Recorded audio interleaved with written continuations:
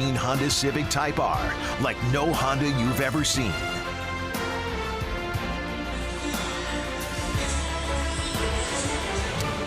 Welcome to Houston, Texas. We're at Minute Maid Park, and the Blue Jays wrap up the 7-game road trip. They are 3-3 to this point. They can have a very successful road trip with a win here today.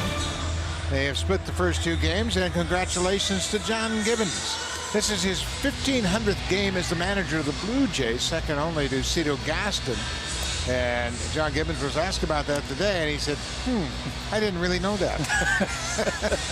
But he's very proud of the accomplishment. Obviously, he has done this for a long time, and it hasn't gone the way he would hope to this point, but things can turn around. The Blue Jays are 5 games under 500, looking to get back to that plateau, and this win today would help that. Yeah, congratulations to him. 1,500 with one team. He's never going to catch the leader, the most games with any one team all time.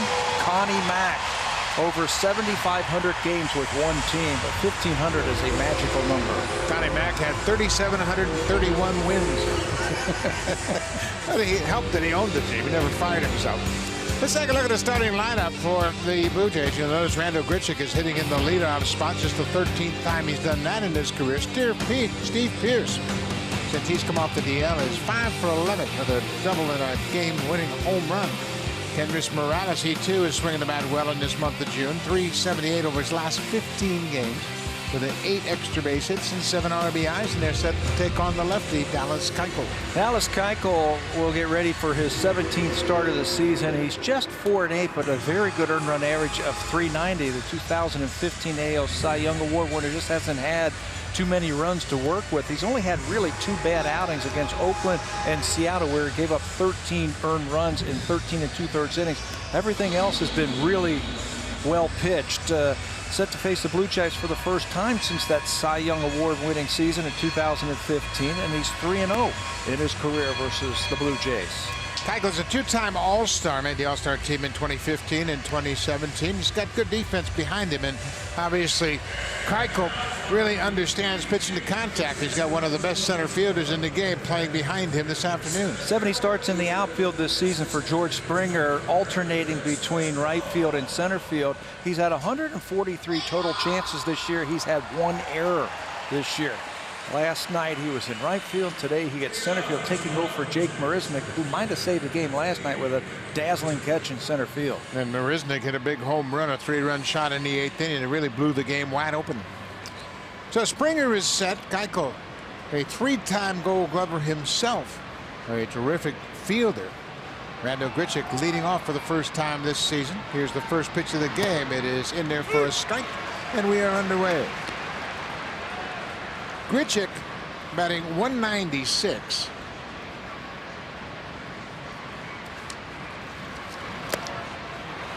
Chases that slider down in the dirt. That has been an outstanding pitch this year for Keuchel. The fastball, the changeup, the numbers against them not as impressive as the cutter and the curveball, the slider that he's been throwing. So the Blue Jay hitters have got to make him get that breaking ball into the strike zone. Fastball missed upstairs. Grichuk 3 for 19 on this road trip, but 2 of those 3 hits have been home runs. And a long home run here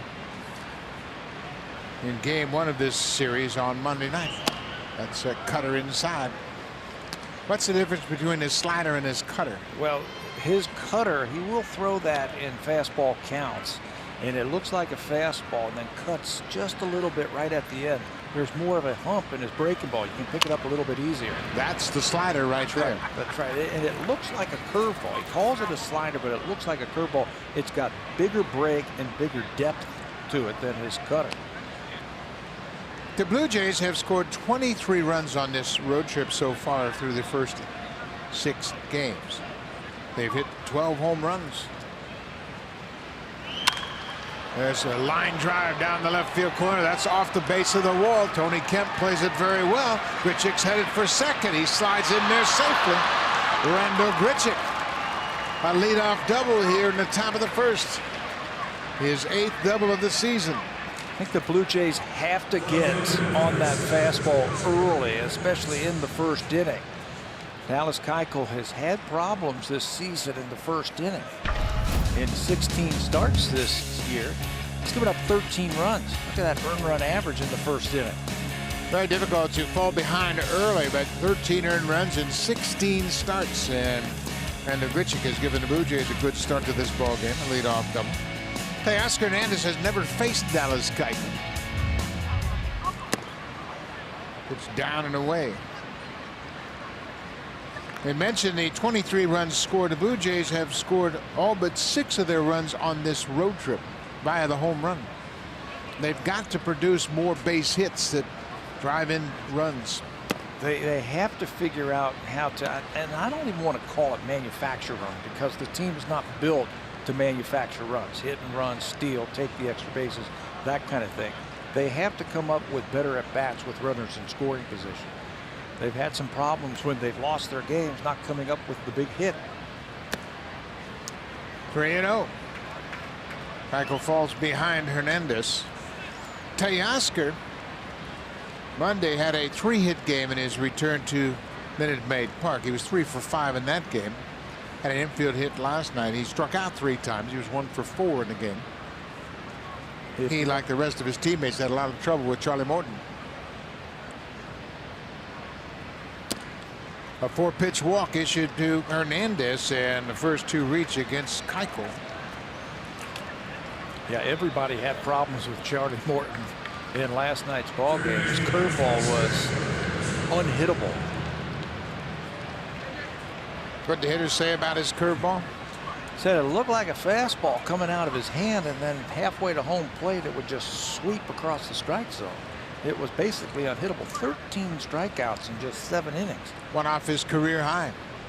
He had 14 strikeouts earlier in the season this year. And he's a little camera shy. First and second, nobody out. Blue Jays got to capitalize on this situation early. And here was Solarte. He was 1 for 3 in the game last night with a walk. He goes after the first pitch. I think against Dallas Keuchel, you can't get a little bit too excited, especially with runners in scoring position, because then you're playing right into his hand. And he's going to turn that ball over, turn that sinker over, and the next thing you know, you're going to beat the ball down into the dirt, into the ground. I think you've got to be very patient. You've got to make him bring the ball up to you.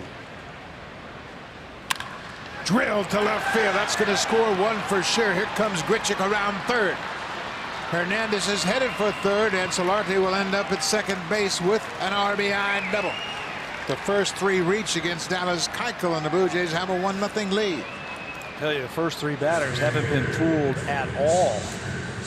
Very patiently, Solarte waits for that ball to get to him. It looked like a cutter that just stayed inside, and he's able to hit the ball over the third baseman's head, extra bases. That's his team-leading 45th RBI. Scores Reddick easily. That's what I'm talking about, having good at-bats with runners in scoring position. Keep the line moving. This is Steve Pearce. Pearce, since his return to the active roster coming off the DL, he's 5 for 11. He's got a double, a home run, and 3 RBIs. For the season, batting just a tick under 300. Came up with a huge hit in Los Angeles. A 2-strike, 3-run home run down the left field line. You make a mistake, and Pearce can leave in a hurry. Hitters have hit .256 against Keuchel with runners in scoring position. Now, the Blue Jays have 1 hit in those situations so far. Bounced and blocked by Stassi. Keuchel's making his 17th start of the season. Max Stassi has caught 13 of those starts, so they're very familiar with one another. His last 2 starts have both been against Kansas City, and he pitched really well. No earned runs in his last 2 outings, both 6-inning outings versus Kansas City. Today, a different story. Pierce lays off that slider into it. Well, Blue Jays are doing a nice job of patiently working Keuchel into the strike zone. Yeah, you got to work him in there. Lay off that cutter, lay off that slider, be ready to hit the fastball and the changeup when it's a strike.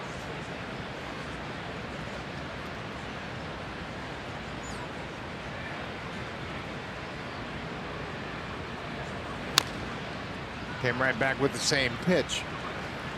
2-2 now as Pierce bats with nobody out. Grichuk doubled.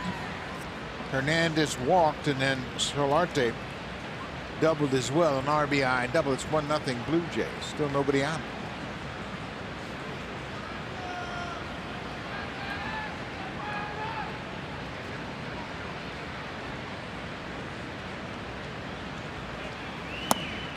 Good take.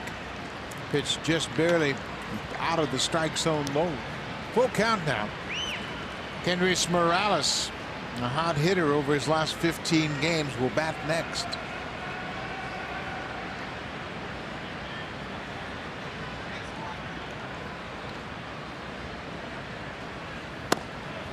Off the plate inside. Second walk of the inning, and Keuchel hasn't recorded an out.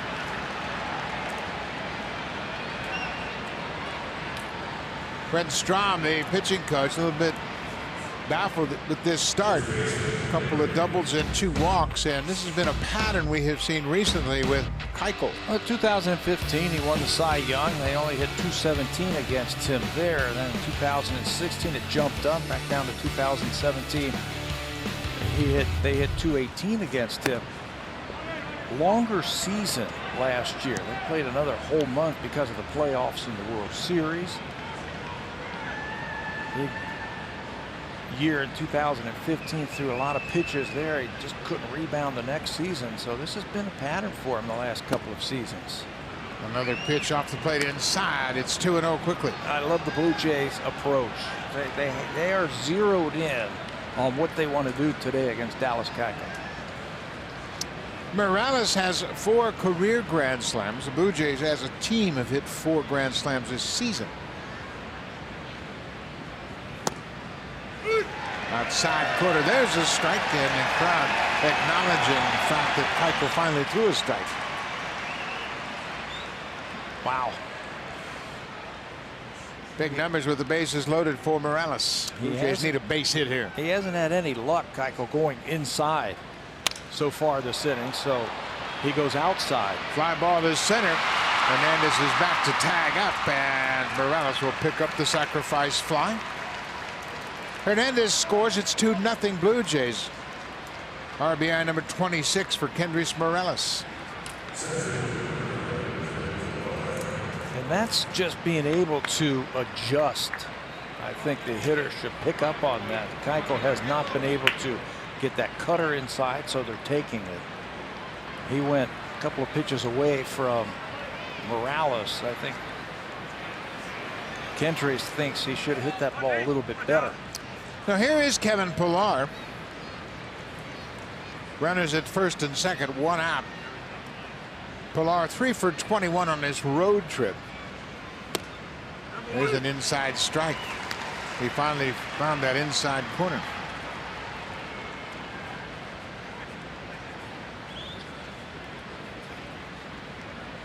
That's such a big pitch for him, being able to put that cutter on the inner half. Just foul. That looked pretty close to being a fair ball. Luis Rivera, the third base coach, all the way onto the base path to have a look at that. He got around there quickly just to see if he could get a better vantage point. Yeah, he was lining himself up for the ball down the line. Here it is. Foul. You can see Luis going down and getting himself a good view if that ball goes down in the corner, because he'd get shut off, wouldn't be able to see what that ball's doing down in the corner. Adrian Johnson, the umpire at third, made the call. That's a fair ball. Solarte in to score, and there's the throw to third base as Pierce slides in safely ahead of the throw from Gonzalez. So Kevin Pillar picks up an RBI single. 3-0 Blue Jays. Heads up base running right there by Pierce to go first to third on a ball hit down that line, a lot like in Boston in Fenway Park. When the ball's hooked over the bag at third base, the seats jet out, and the shortstop has to go out there and retrieve the ball. Gonzalez does that. This is his home turf. You can see the shortstop go out there. He double clutches, and that's all Pierce needs to get to third base. 3-0 Blue Jays. They've scored 3 runs on 3 hits and a pair of walks, and that's Brent Strom out to the mound. 25 pitches for Keuchel here in a rocky first inning. We mentioned his problems in the first inning this season. They continue here this afternoon.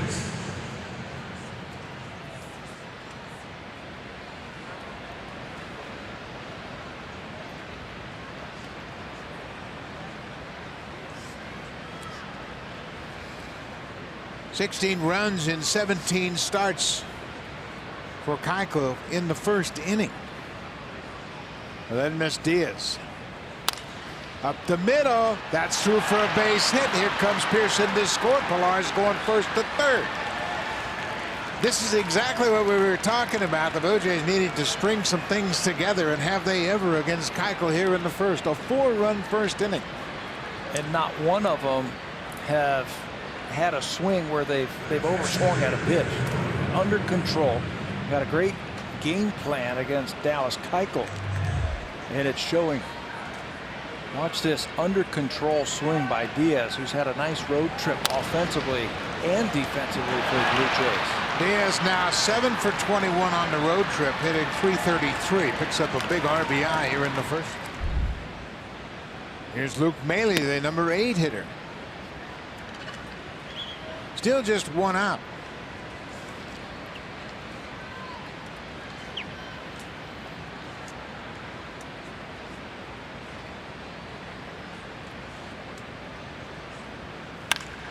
Maile drills this one to left field. Kemp makes the catch. Pillar's tagging, and he'll come in to score. It's 5-0. Maile, RBI number 20, as he continues to build on his career high in that department. Pillar comes in to score. 2 sacrifice flies in 1 inning. I can't recall the last time we saw that from the Blue Jays. That's how you put together big innings.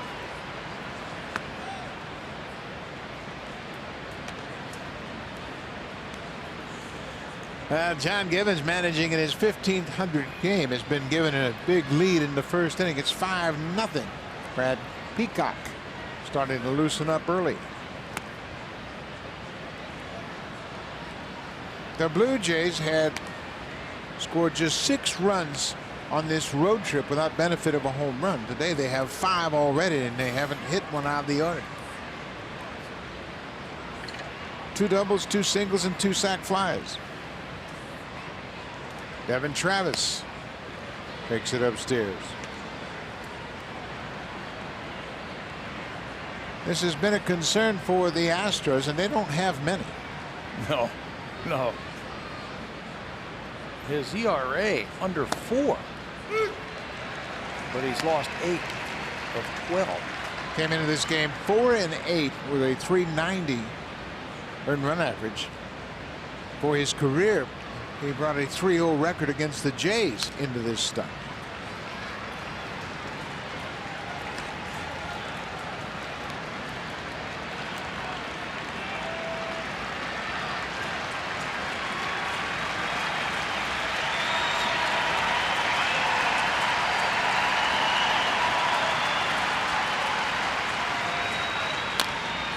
Chopped off home plate. Keuchel's a very good fielder. Throws to first, and that'll end it.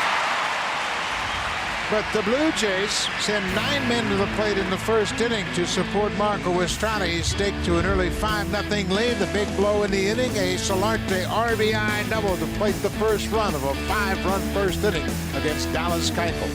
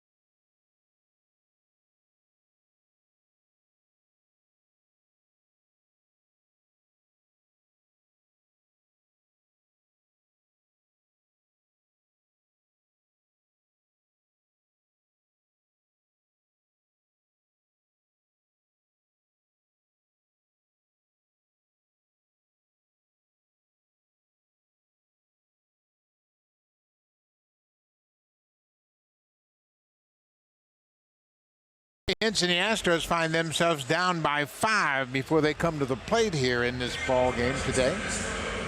They have split the first 2 games of this 4-game series, and the Astros, they have 53 wins, tied with the Boston Red Sox for the most wins in baseball. In the 3rd spot is Jose Altuve, who's got a 6-game hit streak, 8 for 20 during that hit streak, and Josh Reddick. He's had a good series against the Blue Jays, and over his last 12 games, hit almost 450. And Marco Estrada pitching with a 5-run lead. His 16th start of the season, last time out, pitched really well. 7 innings, 2 earned runs in the first inning, and then shut out baseball the rest of the way. Unfortunately, the Blue Jays couldn't score, and he picked up his 7th loss of the season. He's had 6 relief appearances against the Astros and 6 starts against the Astros, a 296 earned run average. His best against any American League team. So they need a big one today. Marco gave up 2 runs on 2 hits in the first inning to the Angels, and it was an unusual start in that the sun was shining in his eyes, and it was kind of a distraction for him. He walked Upton with 2 outs. Pujols had an RBI double. Valbuena had an RBI single, and that was it. Yeah, and he gave up those 2 runs in the first. 1 hit the rest of the way, and unfortunately the Jays couldn't figure out the Angels. Was that Heaney's start? Andrew Heaney, and then they got 1 run and lost. Popped up. No, catcher's interference. This is going to be taken back right here. Yeah, it was a pop-up, but Springer's bat hit Maley's glove. Maley reaching inside for that inside pitch, and that will be an air charge to the catcher. No at bat for Springer. Yeah, you could hear it and you could see it right there, right away. Both the umpire, Springer, and Luke acknowledging that that bat was hit the glove. So Springer's at first. Here is Bregman, 6 for 9 in the series with 5 extra base hits. There's that changeup in there for a strike. Bregman had 3 doubles and a 2-run home run in the game last night. It's the first time in his career he's had 4 extra base hits in a game. He's got 25 doubles now. He had 47 RBIs, hitting basically out of the 2-hole.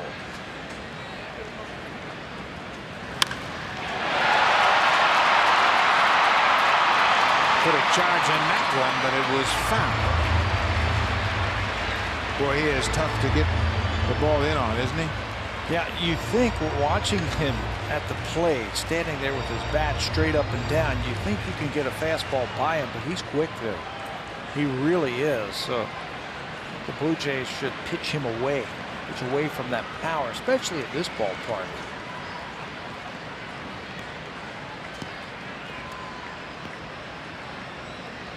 Oh, 2. Change up down and away. Bregman's upset at himself. He was jumping at that last pitch. And there's no way you can handle that changeup if you create too much movement in your lower body.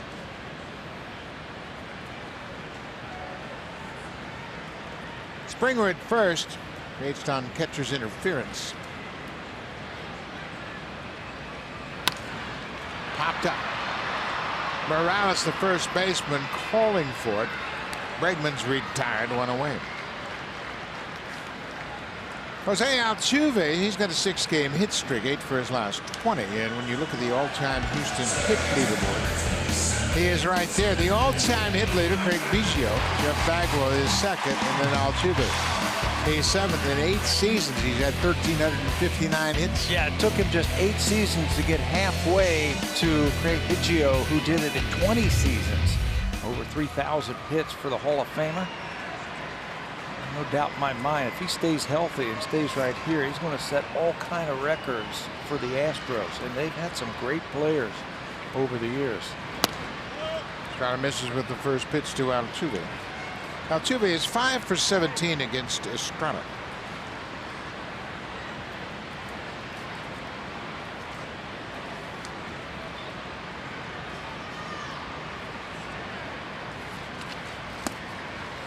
Ball and a strike now. Altuve is 2 for 6 in this series. You were impressed by his round of batting practice yesterday, the way he was approaching the BP pitcher. Yeah, they moved the BP pitcher way up during batting practice. It looks like it's about halfway between the pitching mound and home plate. And the guy was throwing it as hard as he could. It was like maybe 40 feet. And he was turning on it, hitting line drives all over the field. His bat to ball ability is uncanny. You've got to have tremendous hand-eye coordination and a quick bat to be able to do what he can do. Not to mention he's just 5'6". There's a strike on the outside corner. Dave Hudgens is the longtime hitting coach. He has spent time with Oakland, the Mets, and now he's in his 4th season with the Astros. And he said Altuve constantly wants to improve. And what he's trying to do, like so many hitters, is to be a little more disciplined at the plate. 3-2. There goes the runner. It's fouled down the right side. It'll slice out of play. Springer was moving on the pitch. I think that's what makes him great, is his aggressiveness at the plate. There's Hudgens. He's aggressive. He's a free swinger, and he goes up there and just he can hit. He stands off the plate, which surprises me. Off the plate, but uses a big bat, but can get to that outside pitch. And if you try to come inside, he can hook the ball to left field. You see how far off the plate he is, and they're going away. Changeup missed upstairs. Springer was not running on that pitch, so there are 2 aboard now with 1 out. This is a big inning for Estrada. Trying to put up a 0 to keep the Astros from building any kind of momentum at all. They're down 5-0, and you certainly don't want them to feel like they can get back in the game early. Yeah, if you give up 2 or 3, first inning was trouble for Marco in his last start. But then he locked it in, and nothing the rest of the way. Yuli Gurriel, a very aggressive first pitch swinger. Change up in the dirt. Gurriel is the older brother of Lourdes Gurriel, who was in AAA with the Blue Jays. Gurriel leads the majors batting with runners in scoring position with a .450 average. It's a good changeup. Altuve is second to Gurriel batting with runners in scoring position. Altuve has a .397 average.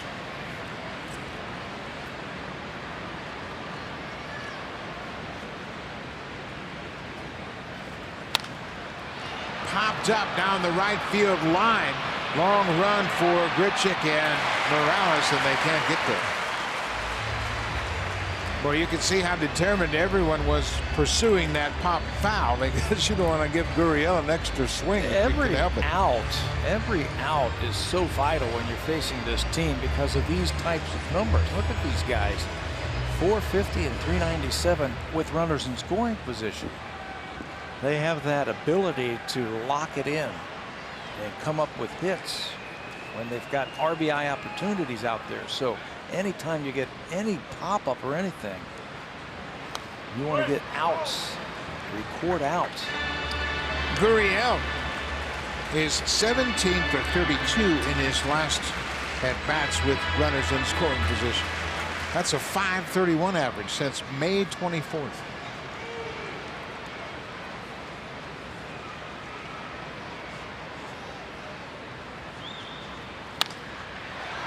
Popped up. This is a routine fly ball. Grichuk camps under it. Springer will hold at second. Boy, Estrada, when he's getting balls in the air, that's a real good sign that he's messing up the timing of the hitters. Yeah, you catch them out in front, and they're lazy fly balls. You don't see a lot of solid contact when Marco's on. For a couple years there, he was leading the American League in lowest batting average against. And that's because he's got that great changeup. Now, so far, the balls have been in the air, and that's why Kevin Pillar becomes so important. Yeah, he leads the American League in innings played in center field, total chances 214. He was off the other day back in there in center field. You better put your best outfield out there when Estrada's on the mound. He's a fly ball pitcher. Evan Gattis drills this one to the gap in left center and off the wall. 1 run's in to score. Here comes Altuve, and the Blue Jays missed both cutoff men and don't have a shot to make a play at the plate. It is turning fire with no target in mind, and they airmailed both cutoff men, so Gattis picks up 2 more RBIs, and that ties him for the franchise record for RBIs in the month of June. With the toy cannon, Jimmy Wynn in '67 with 29. Jose Cruz did it. There he is. In 1984, Jose Cruz, 29 RBIs in the month of June. Evan Gattis, that hit right there got them back into the game. It looked like a high cutter. And here's the mistake. Get it to the cutoff man and you've got a shot, but the whole time that ball is going over the heads of the 2 cutoff men allows Altuve to score from first. Yeah, they had a shot either if they hit Diaz, the first cutoff man, or the trailer Devin Travis, but Pilar emailed them both. So Altuve comes all the way in from first base to score, and it's a brand new ball game.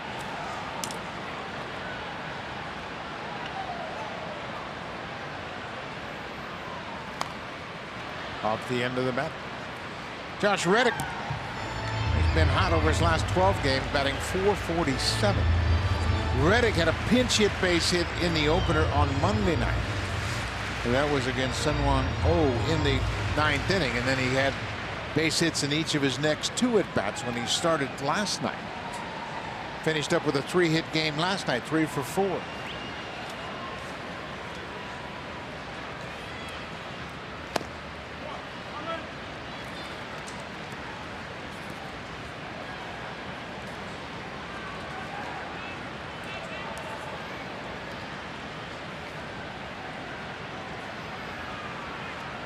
(5-2). The Blue Jays lead. Reddick hits it up the middle. That's going to sneak through. Here comes Gattis around third.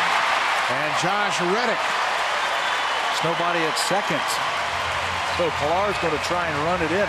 They're in that shift, and he hits it between the shortstop, second baseman. They go out there. There's nobody at second base. Heads up play by Pilar to run it back in, or Reddick, who's always aggressive and always thinking an extra base. There's the shift, and it's hit right where the second baseman will be standing. Diaz is out of play. Travis is going over to first base for some reason, so there's nobody covering the bag at second, so Pilar's got to run it in. That base hit by Reddick now has he's got a career average over 300 against the Blue Jays. He always comes up big against Toronto. He is 5 for 6 in this series, and he didn't start game 1. But how about this inning? Springer reaches on catcher's interference. Bregman pops out. Altuve walks, and then a pop out to Gurriel. And Evan Gattis has been on fire. He leads the majors in RBIs in June. He picked up 2 more. He's got 29 for the month.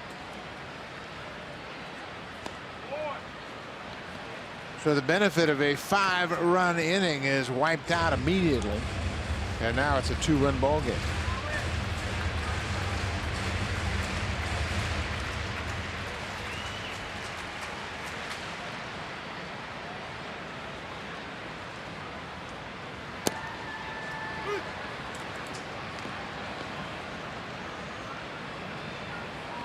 It's amazing how a key at bat, misplayed overthrow of a cutoff man can factor into a multiple run inning. Well, when you give it to good offensive teams, and this is a good offensive team, you don't want to give them extra outs. You got to play errorless ball. You got to make the right plays because they can hurt you. George Springer reached on catcher's interference. He had popped up and looked like it was going to be an easy out to start the game, but he ends up coming around to score the first run for the Astros. There goes Reddick. Throw to second base is not in time. So Reddick doing a little bit of everything against the Blue Jays. That's his second steal of the season. Gets himself into scoring position. Picked on a good pitch. He waited till it was a changeup from Marco. Ball takes just a little bit longer to get to home plate. Watch the jump. And again, it's a changeup. So he's got a little extra time to get in there ahead of the throw from Luke Maley. Marvin Gonzalez playing shortstop for a second straight day.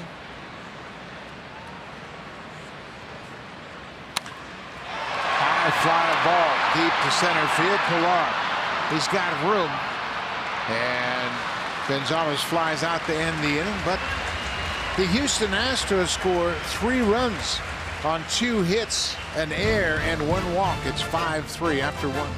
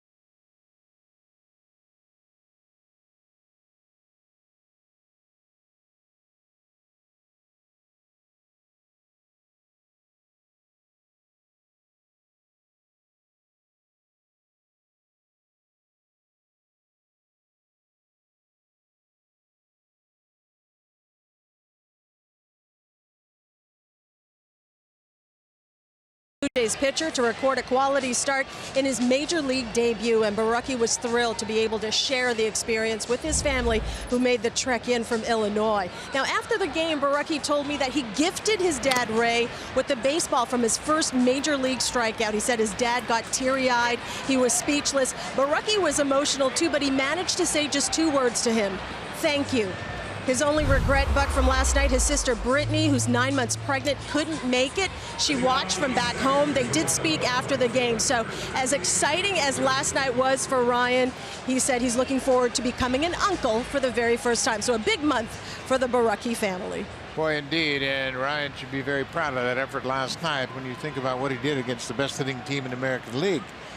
And one thing, Pat, we noticed it during the course of the game. He never lost his composure. I mean, he might have been rattled inside, but you certainly couldn't read it looking at his face. Couldn't tell it was his first big league game. You know what else he did in that game? When he threw the ball out of the strike zone, when he got a little bit too quick, he was able to get back into his pitching mechanics and get the ball back to where he wanted to. A couple of times we caught him flying open and the ball going off the strike zone.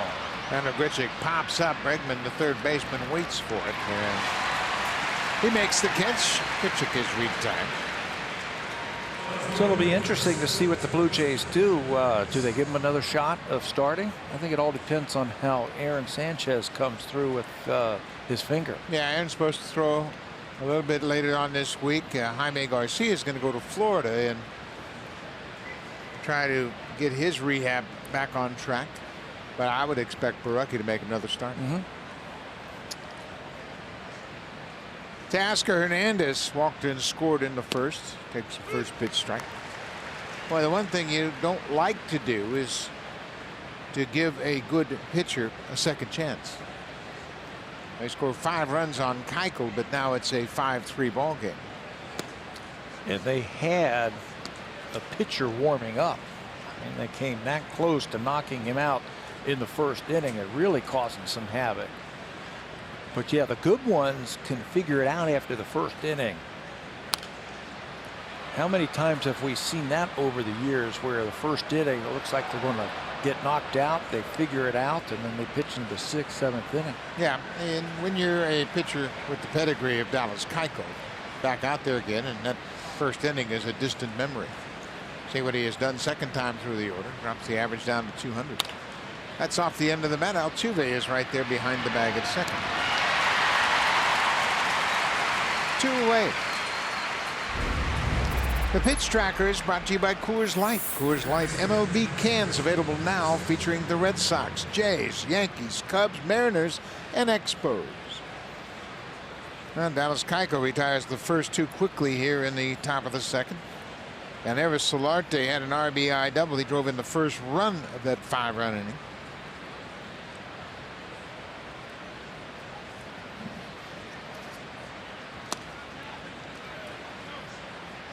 Solarte on the road trip. That's just his 5th hit. First RBI of the road trip.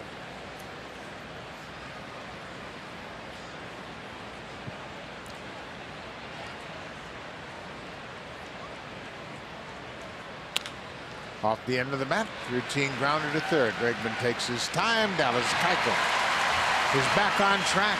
Just 8 pitches. He sets down the Blue Jays in order at the top of the second.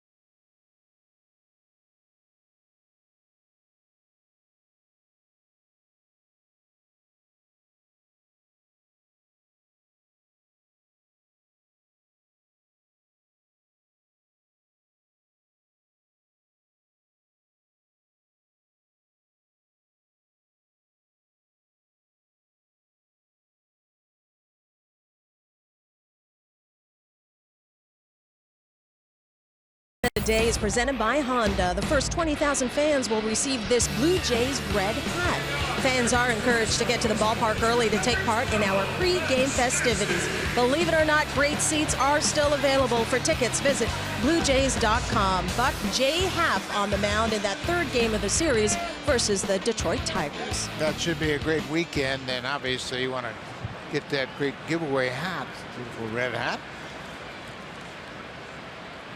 Dallas Keuchel, as we mentioned, threw just 8 pitches to retire the side in order in the second. Marco Estrada gave up 3 runs on 2 hits in the bottom of the first. Patrick Stassi, the catcher, goes after the first pitch. It's a 1 hopper to 3rd base.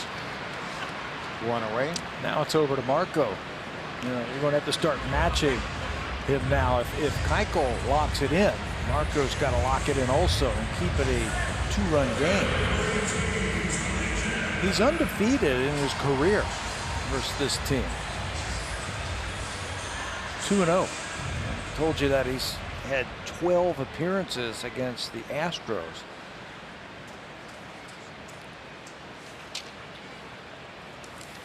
This is Tony Kemp. He's playing in left field today. Kemp came into the ball game as a pinch runner in the 8th inning. Came around to score. When he entered the game, it was a 2-0 game. The Astros had the lead. Tony Kemp took over for Evan Gattis, who walked to start the bottom of the 8th inning, and the Astros would go on to score 5 runs in the 8th. Yeah, it didn't take long. Big blow was the Marisnick 3-run home run.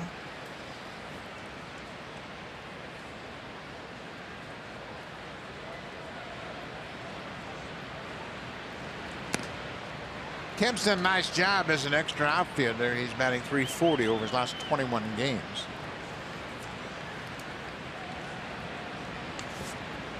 He has played parts of the last 3 seasons with Houston, and this time he strikes out. So Marco Estrada, 2 quick outs in the bottom of the second.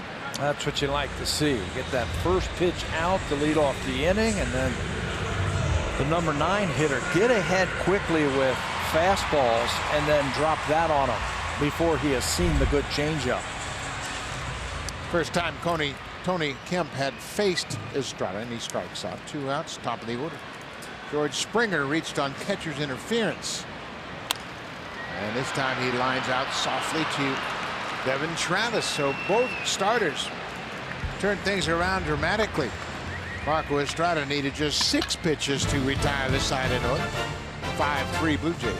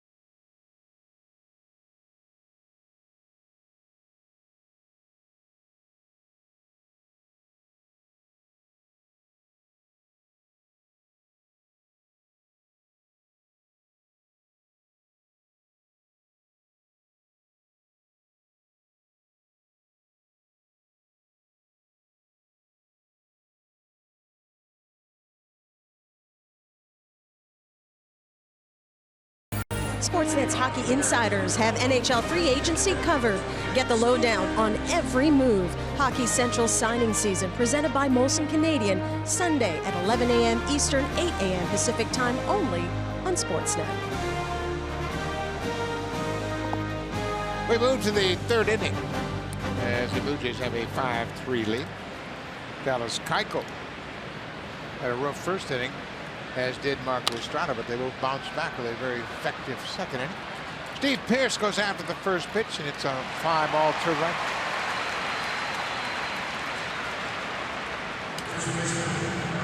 Mentioned Keuchel's had his struggles, especially in the first inning. His earned run average in the first inning this season through 17 starts is 9.52. And overall, it's 3.9. So he's making adjustments and getting better as the game wears on.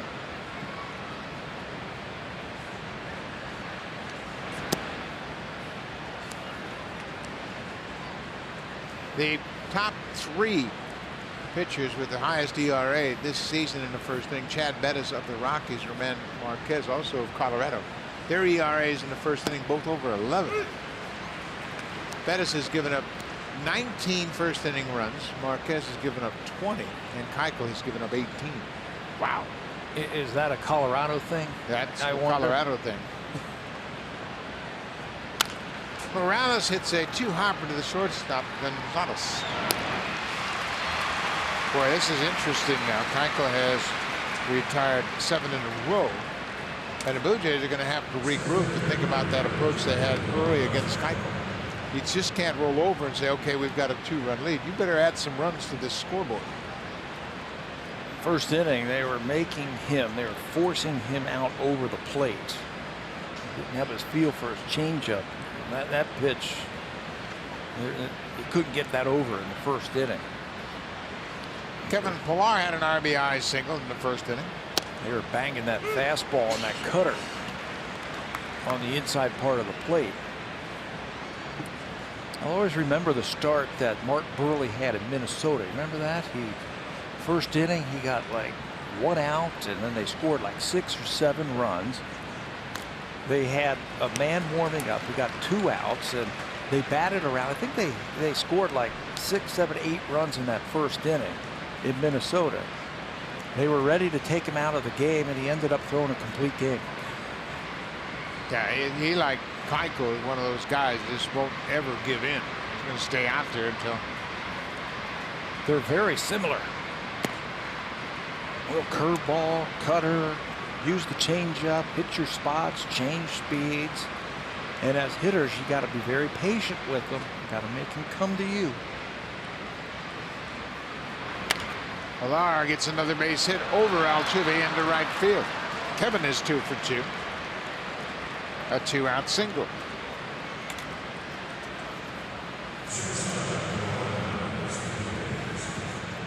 Well, he was patient on this one. Let it get deep. Look how deep he hits this ball.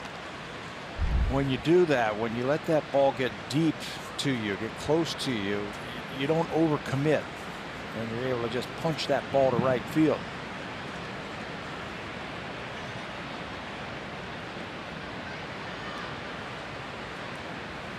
Ledmus Diaz goes after the first pitch. Ledmus had an RBI single, ground ball up the middle. He drove in the 4th run of that inning. Luke Maile would cap it off with a sacrifice fly to make it 5-0. But Houston came back with 3 of their own in the bottom half.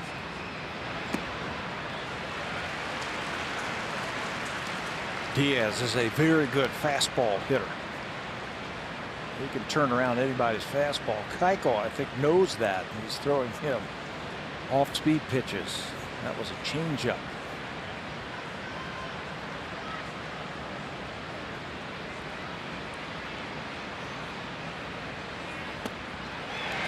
Way outside, and Diaz strikes out. So Keuchel gives up a 2-out single to Villar. Villar is stranded on base. We're at the bottom of the 3rd. Toronto leads it 5-3.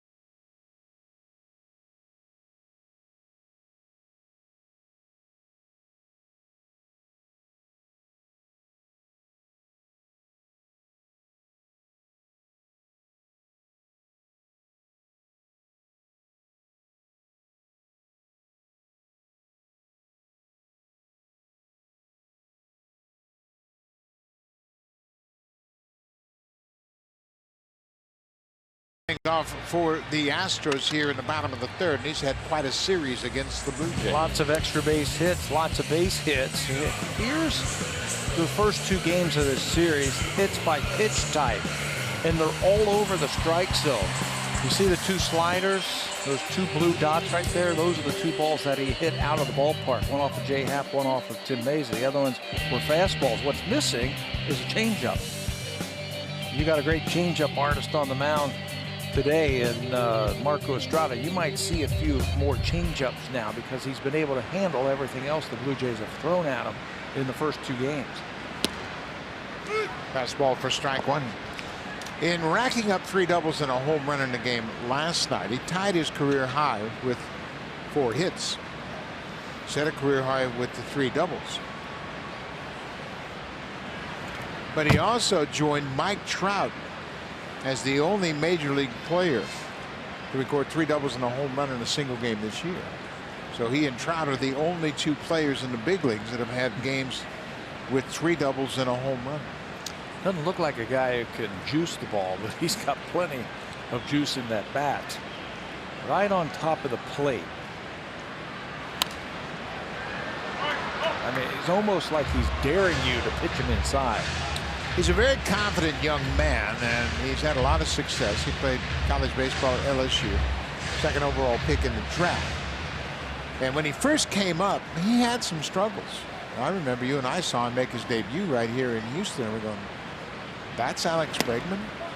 I mean, he's not a big physical specimen. Boy, he's a ball player. Yeah, he can beat you in so many ways, and he's determined to beat you. They were knocking the bat out of his hand when he first came up, made some adjustments, and he's a different hitter, different type of player.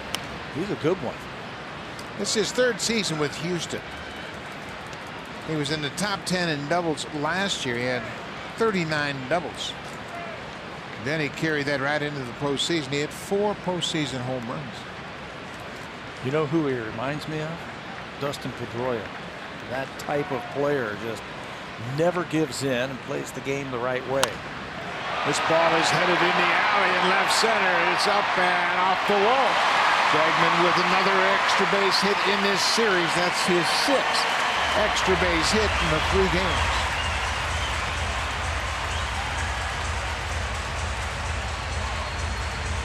Looked like a breaking ball from Estrada.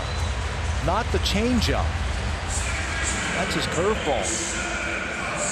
He's showing Bregman that he can handle breaking balls. We haven't seen him hit a changeup yet. Stay back on that one. For Bregman, his 26th double. He is 3rd in the American League with 26 doubles. Escobar of Minnesota has 33. Jose Abreu of the White Sox has 27. Jose Altuve walked and scored a run in his first at bat. Pulls this one on the ground. Bregman has to hold at second. Solarte throws out Altuve. So Altuve can't move the base runner up. Gurriel now will bat with 1 out. Boy, this is such a tough lineup. You know, we talk about Bregman and what he does. When you come into these series, you really don't even think about Bregman first off. First guy you think about, of course, is Altuve. Then you think about Gurriel, Correa, Gattis. I mean, Altuve is the best hitter in the game. And by the time you get to Bregman, 4 or 5 hitters down. Pilar deep in center. He better hustle this ball back in. Bregman is headed for 3rd, and he will get there. Ball that deep, sometimes Bregman and fast runners will think about scoring on that deep fly ball to center. Yeah, don't think 1, think 2, but they got it back in. This offense for Houston, it's different from the Yankees. When you start talking about some of the better offensive teams in the American League, Yankees, Red Sox, they got power guys in the middle. Yep, same type of lineup. But these guys, the Astros, watching them the last 3 days, they're more about good at bats, barrel to the baseball, wherever it's pitched. They're not the, I'm going to sit back and outslug you. They have good at bats. I think the team that's closest to them offensively is the Cleveland Indians. The Indians attack with their switch hitters and the way that they can hit the ball from foul line to foul line match up really well with Houston offensively. Evan Gattis had a 2-run double his first time up. Pops this one up out of play. Last year the Astros won 101 games. The top RBI producer for the Astros, what do you think it was? Correa. Marwin Gonzalez. With 90? Really? Marwin Gonzalez led this team in RBIs. They didn't have a 100 RBI hitter. But that shows you the balance you were talking about. Upstairs, look out. Estrada straightens up Gattis. Bregman is at 3rd base. I don't think Gattis is the type of guy that would get intimidated. Do you? No. He's right on top of that plate also. Daring you to throw inside.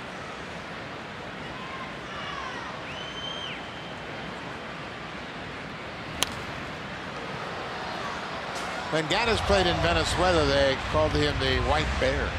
And you can see why. Oso Blanco. Blanco. Yeah. He's a big man, and he's had an interesting path to this success here in Atlanta. Grew up in Dallas, was drafted by the Braves, and came here from Atlanta to Houston.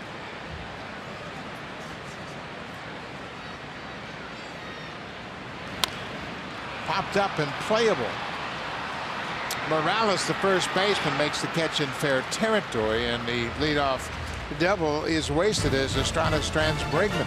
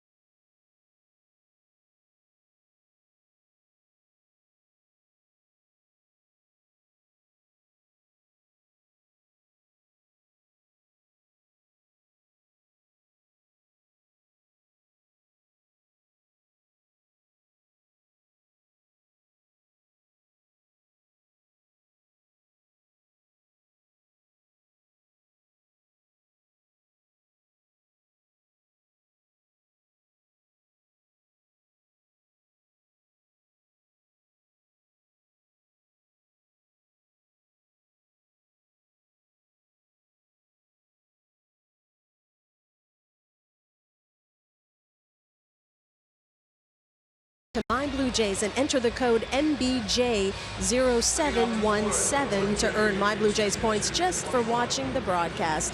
Your entry box can be found on your My Blue Jays homepage, and your code must be entered by 4 a.m. Buck. Thank you very much, Hazel. A lot of Blue Jay fans have been here for this entire 3-game series as the Blue Jays trying to win the series and have split the first 2 games. Astros with the shutout last night beat the Blue Jays 7-0.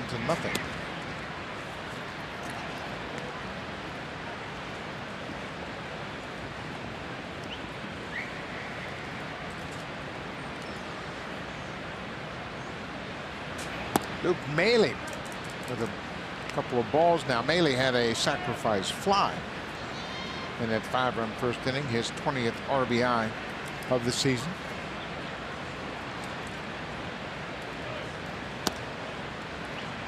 That fastball ran off the plate. It's 3-0 now to Maile. Yeah, his fastball and his changeup, they look the same. It's just there's a wide variety of miles per hour. His fastball will run away from right-handed batters, and his changeup will run away from right-handed batters. Both Estrada and Keuchel have great changeups, but they're both different. Hot shot. Nice play by Gonzalez. Boy, you can put him anywhere, and he will give you a good effort defensively. Carlos Correa hasn't played the last 2 days because of some back issues, a stiff back. Gonzalez played shortstop in last night's game, and this afternoon penciled in there, and he's helping the ball club with the glove. That's a heck of a play.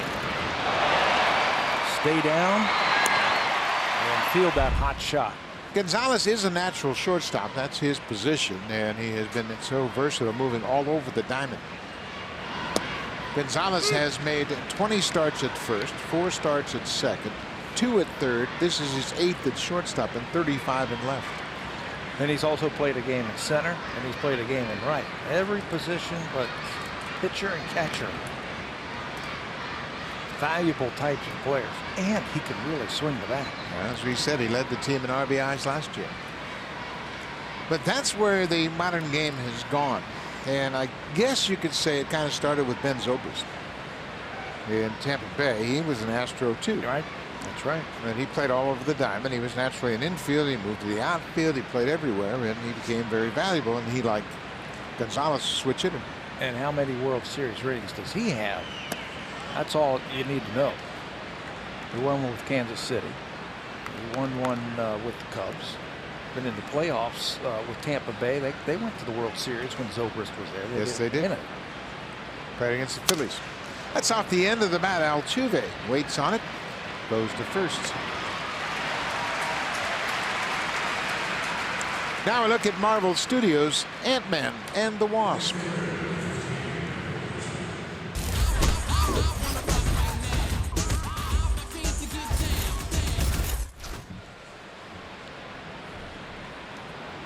Altuve throws out Devin Travis. As we mentioned yesterday, it was Jose Altuve Day in Houston, recognized for his community efforts and off-field work, advancing opportunities here in the Houston area. Randall Grichuk got everything started for the Blue Jays. He had a leadoff double and scored a run in the first, batting leadoff for the first time this season. Grichuk hitting first in the order for just the 13th time in his career. Don't make a big deal about that, but I like him up there.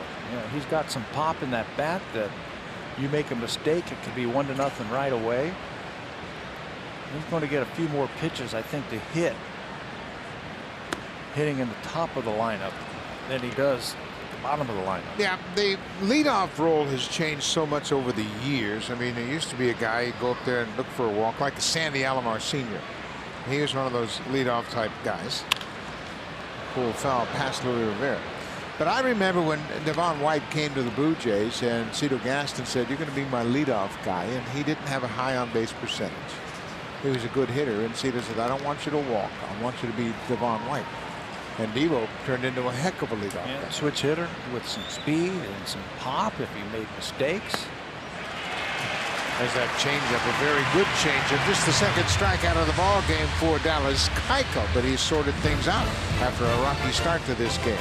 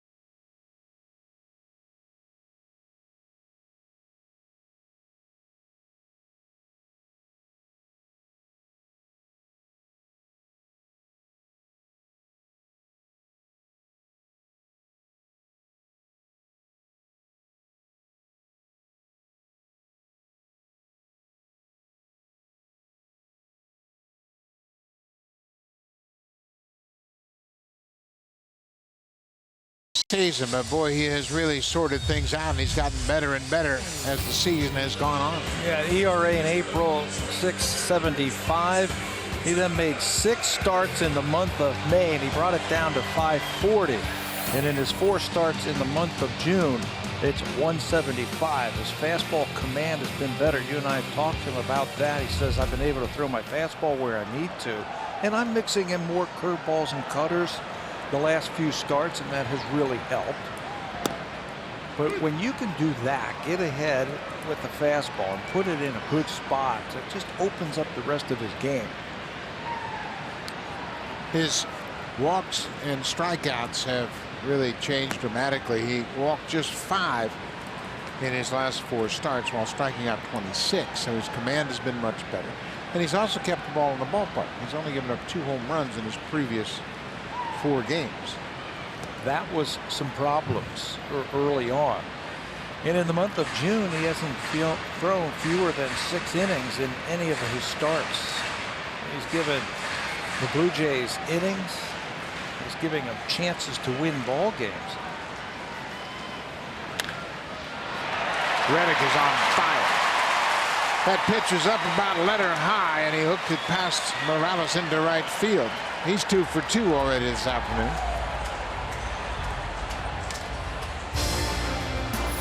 The diverse Civic family, our most powerful lineup yet. Honda, proud fan since 1977 and the official vehicle of the Toronto Blue Jays.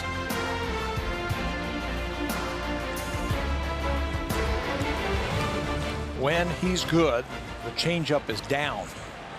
That time it was up to Reddick, and when a player is on fire like Reddick is, they don't miss it. That's a better changeup. Good location. That's a pretty good example of a good one and a bad one as far as where they are located. Marwin Gonzalez fired out to end the first inning.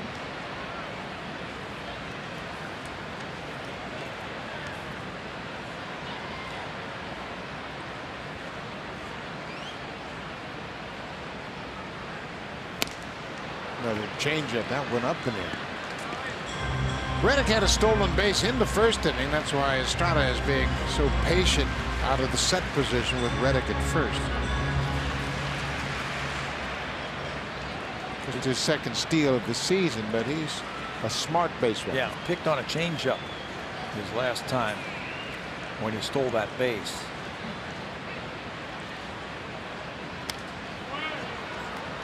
.89 miles an hour, but Gonzalez was late. What to do is foul it off.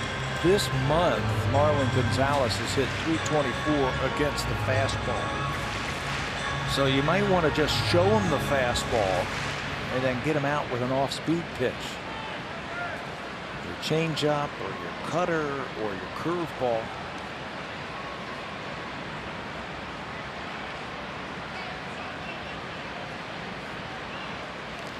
Quick throw from Estrada. Gonzalez is now 0 for his last 21. But you're right, he has been swinging the bat overall much better lately, but he's in a little bit of a skid now. He's hit better against the fastball, so you got to throw him an off-speed pitch, breaking ball.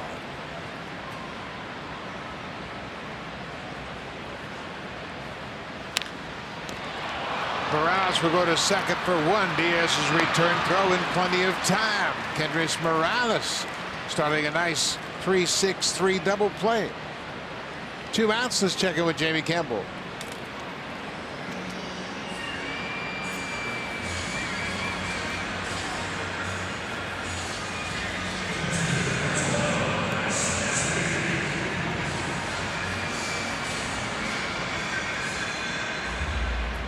Pretty interesting game because Joey Votto was thrown out in the first inning of that game. He was called out on strikes, got in an argument with the umpire, and the umpire threw him out of the game. Carlos Torres was the home plate umpire, and he threw out Joey Votto in the first, and they came back and won it. He gave him a chance, kept arguing, wouldn't stop. Then finally had to give him the old heave-ho.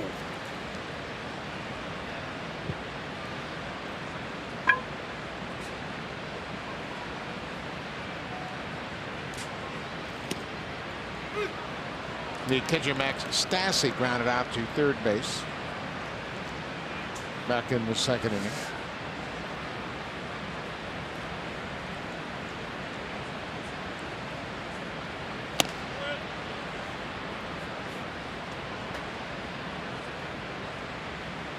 Two balls and 2 strikes. Estrada working in the bottom of the 4th inning.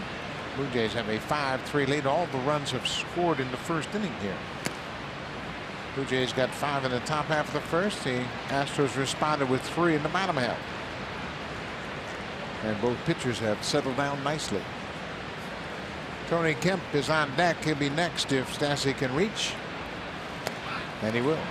Second walk issued by Estrada. And you can bet he's kicking himself. He walked the number 8 hit. Yeah, he jumped ahead. After the great play by Morales to turn 2, jumped ahead 2 strikes and then just couldn't finish him off. He would much rather have had Kemp lead off next inning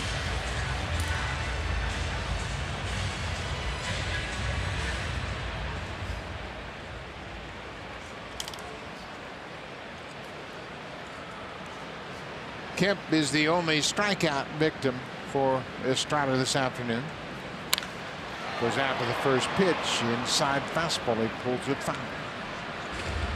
No more fastballs for you. He didn't look too comfortable the last time up against Marco's changeup. Looked pretty comfortable on that first pitch fastball.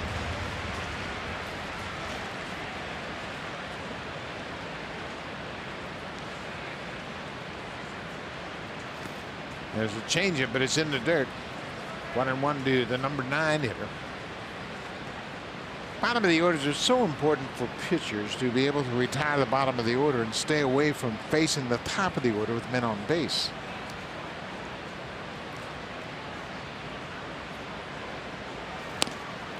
Come right back with the changeup. Especially this top of the order, because this top of the order for the Astros, they've got a leadoff hitter with 15 home runs. A player that hit over 30 last year in Springer, so you got to retire these guys at the bottom of the order. Changeup's in the dirt. It's a 2-2 count now to the number 9 hitter. Springer's on deck, and behind him Alex Bregman. Bregman has 7 hits in this series and 6 extra base hits. So you'd like to face these guys without anybody on base.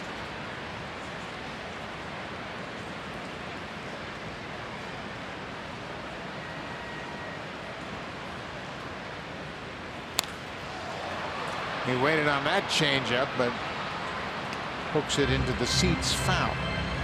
You saw that shot of A.J. Hinch talking with Alex Bregman. I think Hinch does a terrific job of communicating with his players. There's always conversations going on. And Hinch has a whole desk full of analytics in front of him down there in the dugout. So if anybody has any questions about what a pitcher might throw to them, he's got the answers. And Kemp gets a base hit to the opposite field. So that will turn the lineup over and bring the leadoff man to the plate with 2 men on. Well, it looked like they tried to slip a fastball by him. Just throws his hands at the baseball.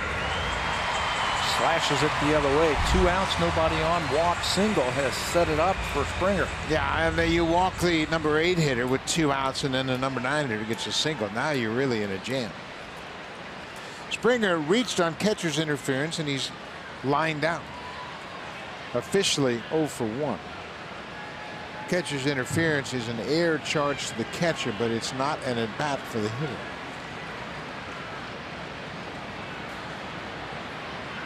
For Maile, that's his 5th error of the season.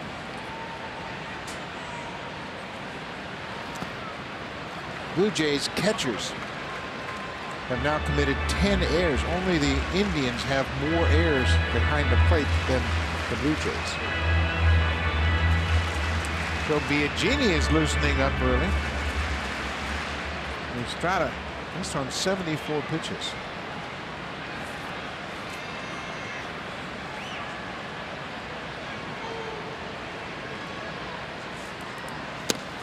Fastball in there for a strike.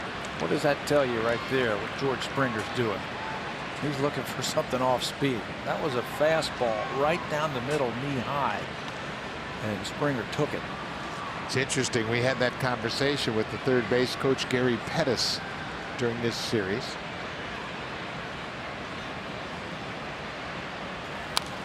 Hitters will tell you with their body language what they're looking for. Gary Pettis, longtime big leaguer.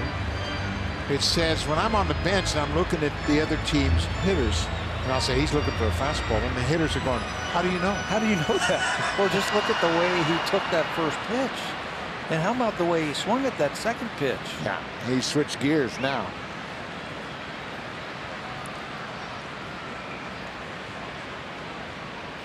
There's the changeup. And that's what the phrase read the bats means. And pitchers can read the bats. Coaches can really read the bats, and catchers should be able to read the bats as well, which means interpret the body language of the hitter in the batter's box to see what pitch he's looking for. They all have plans, and the plan right now for Springer looked like he was looking for something off speed. Breaking ball hit on the ground. They go to second. That'll end the inning. Marco Estrada. 4 innings in the book. We'll go to the 5th, 5-3 Blue Jays. Now time for a Blue Jays Central Update. He's Jeremy Campbell with Joe Siddall from the Samsung Broadcast Studio.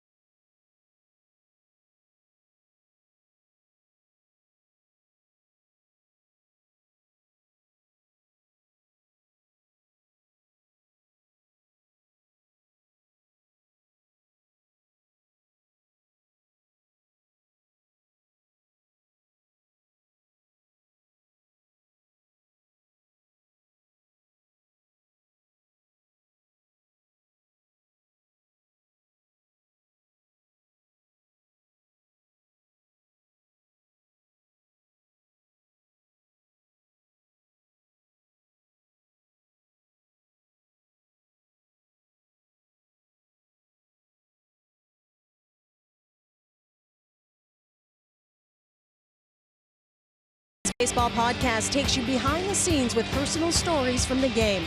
Check out new episodes of A Swing and a Belt with Dan Shulman every Thursday through the baseball season, available wherever you get your podcasts. This week, Dan looks at the state of the game with ESPN's Buster Olney, The Athletic's Jason Stark, and MLB Network's John Paul Morosi. They'll talk about pace of play, Buck, the DH, realignment, all interesting stuff. That's this week on A Swing and a Belt. Interesting stuff indeed. 5-3. Blue Jays lead it.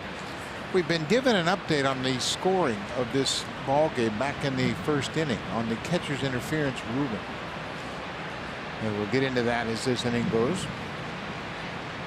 Teoscar Hernandez takes a pitch outside for a ball. The ruling is that it's an error on the catcher, no at bat for the batter, Springer. He'll tap it back to the mound. That'll be an easy play for Keuchel. But it's an error, so that first run, George Springer, that's an unearned run. But because you can't assume that the catcher's interference was going to lead to an out, the rest of the runs are earned. So he's charged with 3 runs, 2 earned runs, 1 unearned run in that first inning. So Springer's catcher's interference, he hit the glove of Maley in the 1st inning and reached base and scored. His run is unearned. That's the only one. Breaking ball for a strike.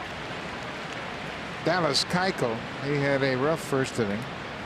5 runs on 4 hits, but he has allowed just 1 hit since. He's starting to flip that curveball in there for a strike, or that slider. It's a little bit bigger than his cut fastball, but he's slipping it in there early in the count to get a quick strike. He's fading that changeup a little bit better. There's the changeup off the end of the bat. And that's the one where you can't pull off of it. You're going to have to stay on that because his fastball moves away from you if you're a right-handed hitter, and that changeup fades away from you. Now stay on it.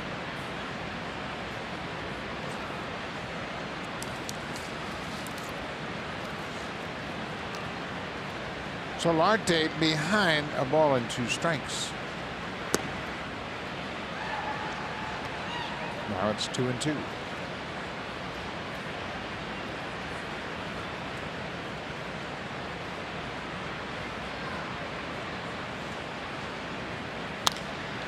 Fly ball into center. Springer backs up. Ball's taken off on him, but he's got the speed to run him down. He got fooled on that ball. Carried a little bit better than he thought.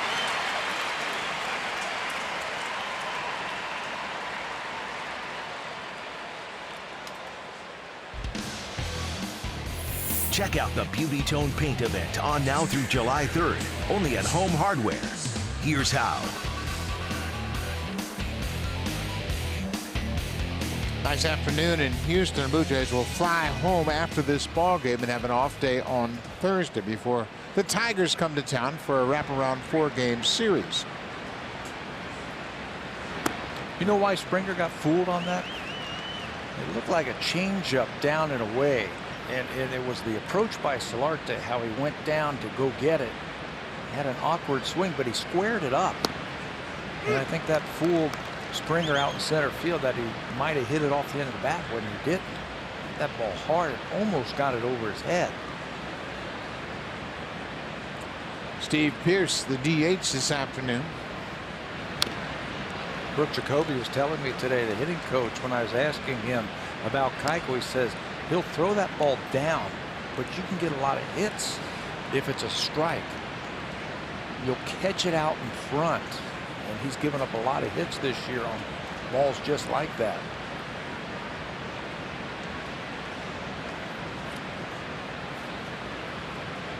Brooke Jacoby does a good job of preparing these hitters for each of the matchups they'll face during the course of the game. He studies a lot of video, looks at the most recent starts of the opposing pitcher, and then they put a game plan together. And he says the information he offers each hitter is different according to how much he feels like they can handle. Well, what a pitch by Keuchel. He ran that cutter in on the hands of Pearce and gets the strikeout. 3 strikeouts for the lefty.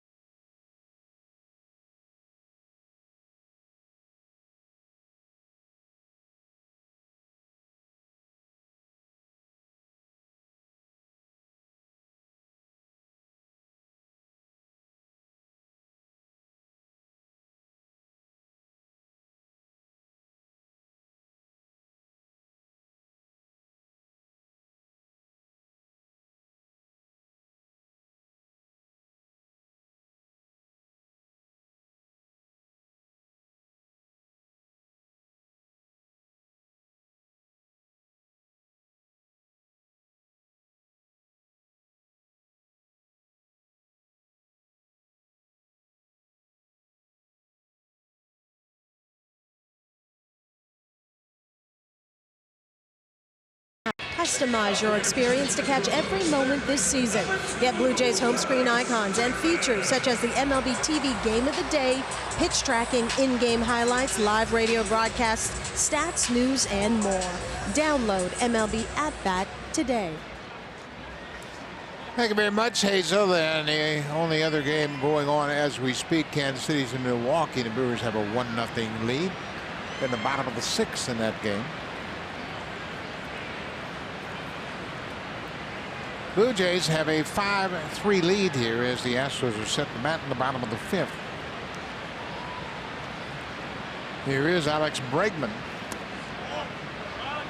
Everything he has swung out in this series has been a line drive. He's got 7 hits in this series, 6 extra base hits. Even his foul balls are hit hard.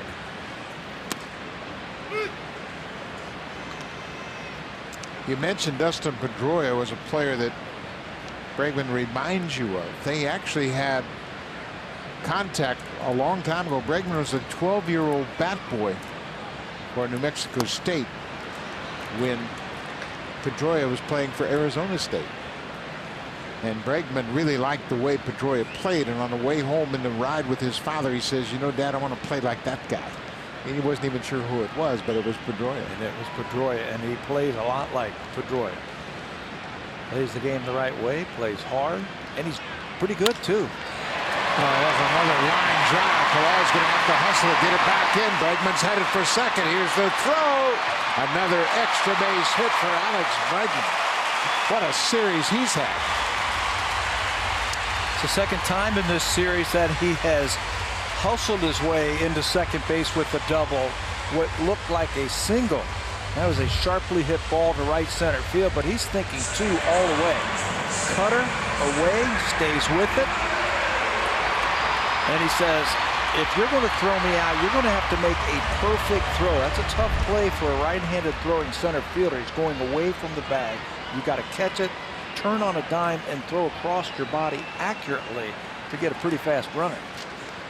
5 doubles and 2 home runs for Bregman in this series. Jose Altuve now.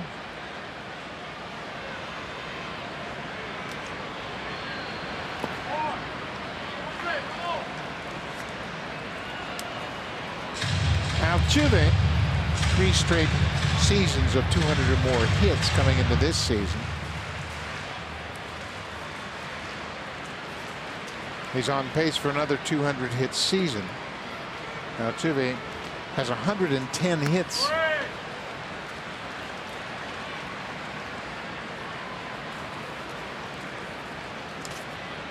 Biagini up for a second time this afternoon. You know, what makes him so tough to pitch to is wherever you throw it, that's where he hits it.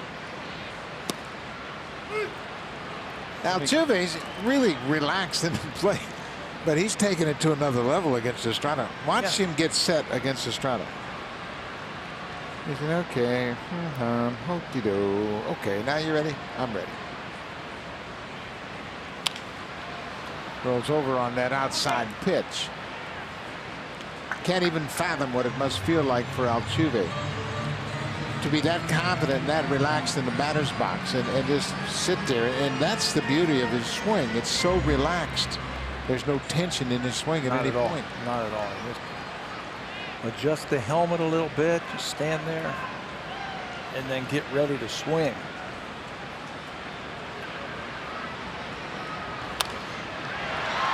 Estrada got him to reach for it. It's a fly ball into center. Pilar will make the catch. Another good pitch by Estrada had Altuve out on that front foot.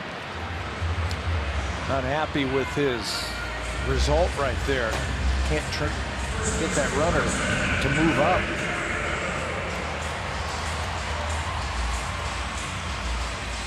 That's what my goal was.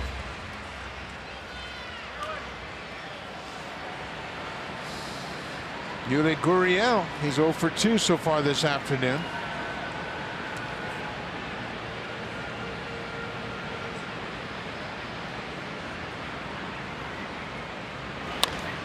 Popped up off the end of the bat. Morales waits and makes the catch. 2 away. Estrada did this in the 3rd inning after Bregman had a leadoff double in the 3rd. He got Altuve to ground out, Gurriel to fly out, and Gattis to pop out. So he's an out away from stranding another leadoff double. He's throwing that changeup at the right time. You got a fastball, first ball swinging Gurriel up there, and he throws him a changeup. He hits it off the end of the bat.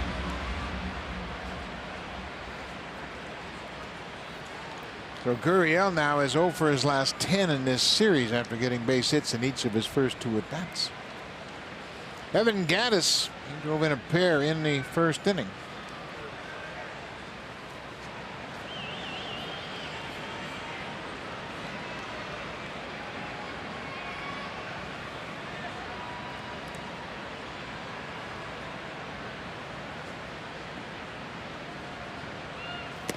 You know, we talk about the balance and how many contributors there are on this team offensively. The 2-run single that Gattis had last night gave him the club lead in RBIs, and he became the first Astro with 51 RBIs before July since Hunter Pence in 2011. You don't even hear his name that much when you talk about the Astros offensively. You hear the great stars that they have, the all-stars. This guy's as good as any of them. Well, he's been clutch, hasn't he? 2 more ribbies here this afternoon. Gattis has 29 RBIs in the month. That leads the majors.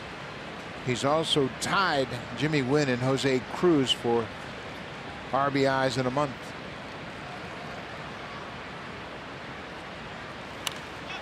Popped up, back over the screen and out of play.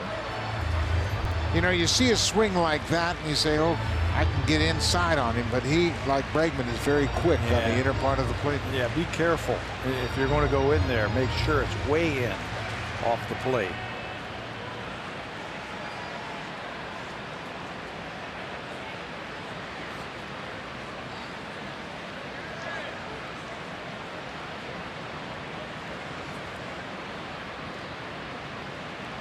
One ball, 2 strikes, 2 outs. Bregman takes his lead at second. Driven to the alley, and this ball's going to be up off the wall. Bregman's around third. He's going to score. Evan Gattis, his 30th RBI of the month, has made it a 1-run game. Almost a carbon copy of that hit he had in the first inning. High off the wall in left field, only drives him 1 run this time, but a clutch 2-out base hits. 30, count of 30 RBIs this month. Another cutter out over the plate, then he jumps all over it. They have been ringing up the extra base hits in this series. There you see the record in franchise history. He holds a record now with 30. Most RBIs in the month of June in franchise history.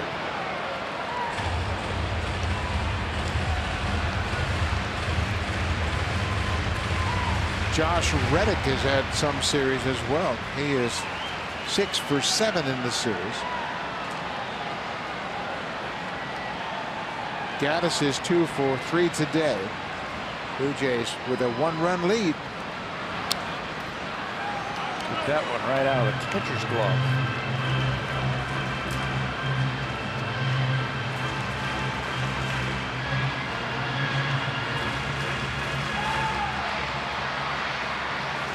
Pete Walker's got Biagini ready in the bullpen if needed.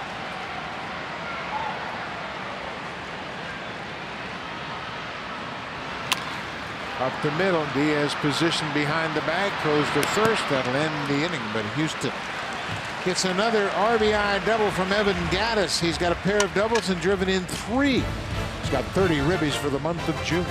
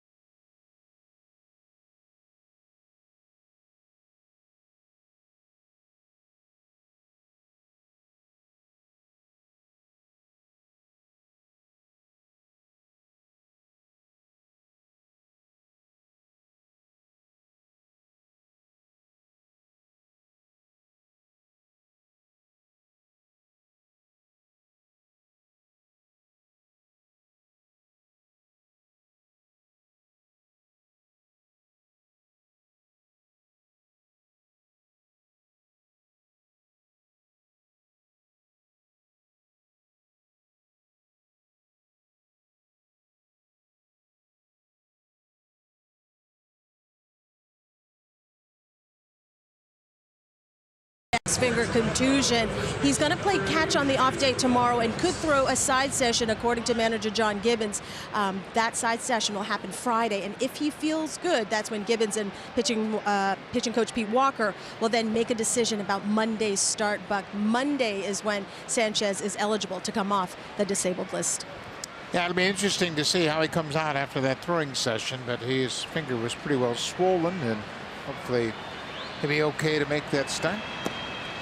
Well, it's a one-run game, and we mentioned the fact that you needed to add some runs against Dallas Keuchel because he's got the pedigree to turn things around. Blue Jays scored 5 runs in the first inning on 4 hits. Didn't look like he was going to make it out of the first inning. In fact, they had somebody warming up down in that bullpen. But he has gotten the train back on the tracks. He's given up just 1 hit since that first inning.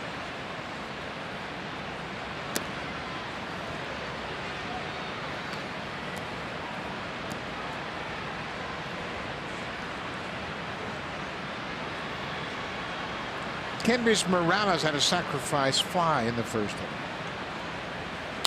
Reaches for that outside pitch. That's the pitch. If you can, you're going to have to lay off of that one. He's trying to get you to swing at that, hit it off the end of the bat, upset your timing just a little bit. You made a great point about the Blue Jays approach in the first inning. It's perfect. They were laying off of that pitch, and they were making him come over the plate. Ground ball to short. Gonzalez backhands and fires in time, 1 away.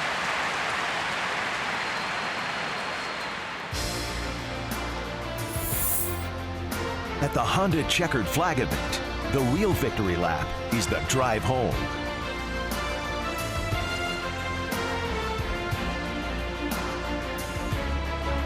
Craig Biggio, Hall of Famer, great player here for a long time, and his son is having a great season in Double-A at New Hampshire. He's got 16 home runs and 61 RBIs. There's a base hit for Kevin Pillar. Pillar is 3 for 3 against Keuchel. And the only man to get a hit against him since that first inning has been Pillar. That's how you attack that first pitch. Going down and away. Remember the last time he let that ball get deep and he singled to center field? That time that sinker down and away, let it get deep again, and he's got 3 hits.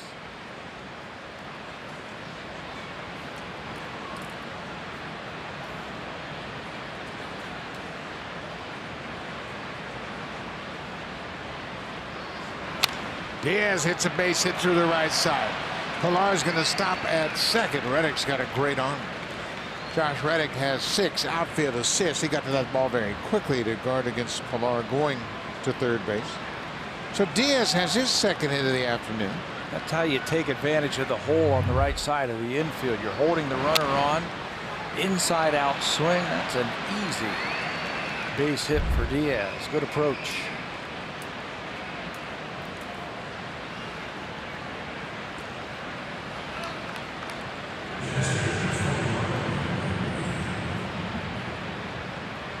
Now Aaron Lopez started to throw for the Blue Jays. Joe Biagini was up twice in this game. Marwin Gonzalez is the leadoff man for the Astros in the bottom of the 6th. Luke Maile gets the first pitch strike. Maile was robbed of a base hit his last time up. He had a hot shot to the backhand side of the shortstop, Marwin Gonzalez. He made a nice play and threw Maile out at first. They don't very often beat themselves, the Astros. They got 28 errors. That's it this season, the fewest in the American League. There's Brad Peacock. He was up in the first inning when Keuchel ran into trouble. Peacock pitched the 9th inning on Monday night.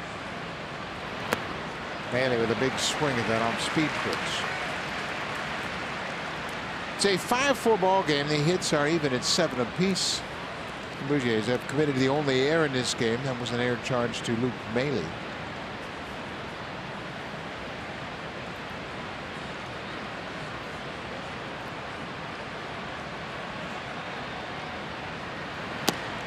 Outside. 2-2. Good take. That ball has been off the plate, it seems like all afternoon long.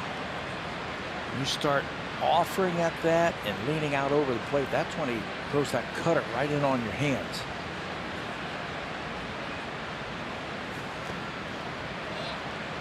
full count. Well, this is an interesting situation here. Keuchel's not a big strikeout guy. Devin Travis is on deck. You start the runners, gamble a bit. Long look by both runners at third base coach Louis there. Go ahead and start the runners. Yeah, you can't sit back, can you? Your offense has been stagnant. They're not running. All forward. So the bases will be loaded. And Devin Travis will come to the plate. Brent Strom checking on Brad Peacock, see how close he is.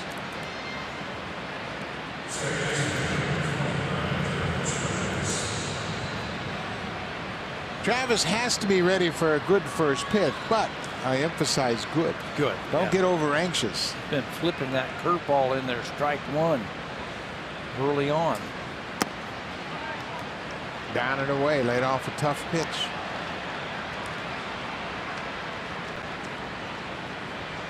Devin has been very effective with the bases loaded, 10 for 20 with a pair of grand slams. Changeup, ball two. Blue Jays haven't scored since the first.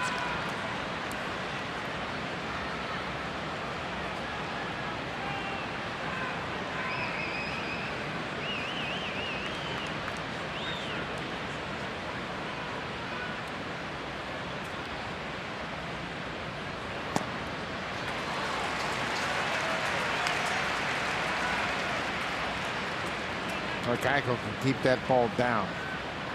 That's what he's looking for right now. A little ground ball somewhere.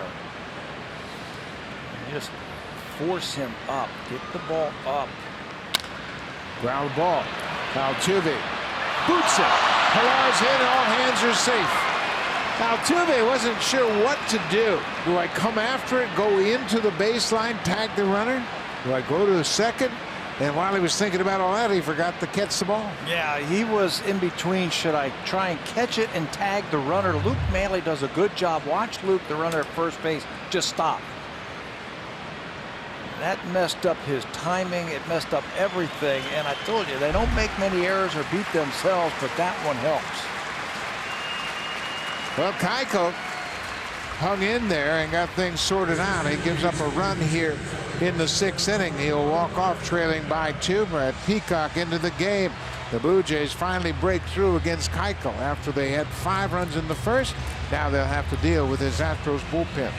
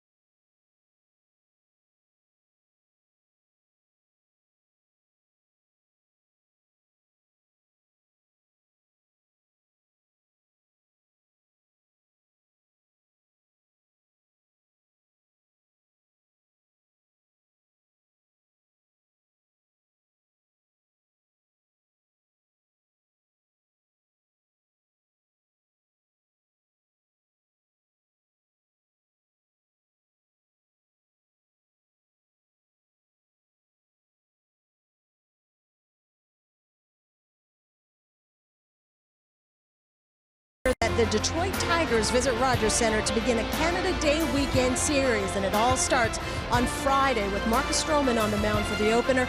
Blue Jay Central comes your way at 6:30 Eastern, 3:30 Pacific time. That's interesting. The reports out of Detroit are that the Tigers have fired Chris Bosio, their pitching coach. You've just seen that on the wire. I'm not sure it's been confirmed, but that's what they're talking about. On Gardenhire. in his first year as the manager. Tigers are actually playing pretty well. Randall Grichuk batting with the bases loaded, facing Brad Peacock. Peacock's got that great cutter and slider combination, and he was very effective in his appearance here. 9th inning Monday night, had 3 strikeouts. Yeah, he's had a great month. Scoreless in 10 of his 11 games this month. His ERA under 1.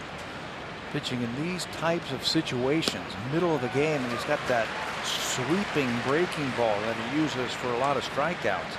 He's had 19 strikeouts and just 2 walks this month.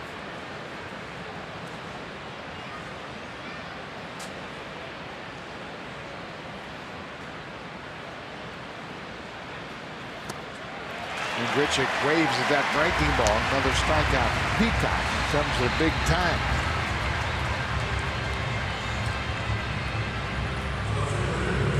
Two outs here in the top of the 6th. Big sweeping breaking ball. Yeah, tough on right-handers. You got to look for that breaking ball that starts at you, and when it breaks, it'll break over the strike zone. If it starts down the middle of the plate, it's going to sweep off the plate. Nothing but breaking balls now.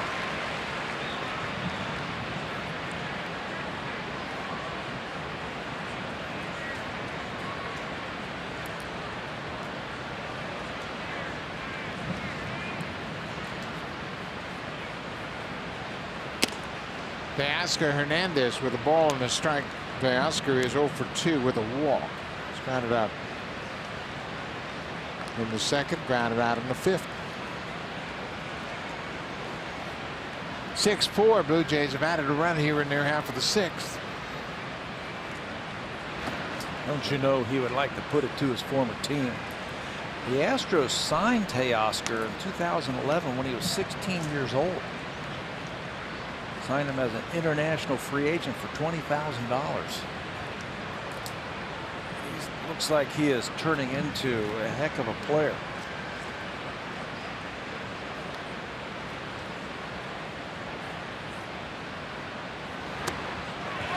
And a good breaking ball. That's a very unusual breaking ball. Just like it just keeps breaking.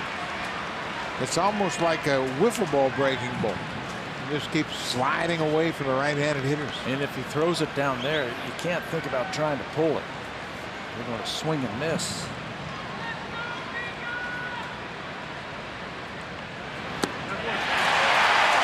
Brad Peacock comes in and does a heck of a job. A couple of strikeouts to end the inning, but the Blue Jays get a run on a couple of hits and an error.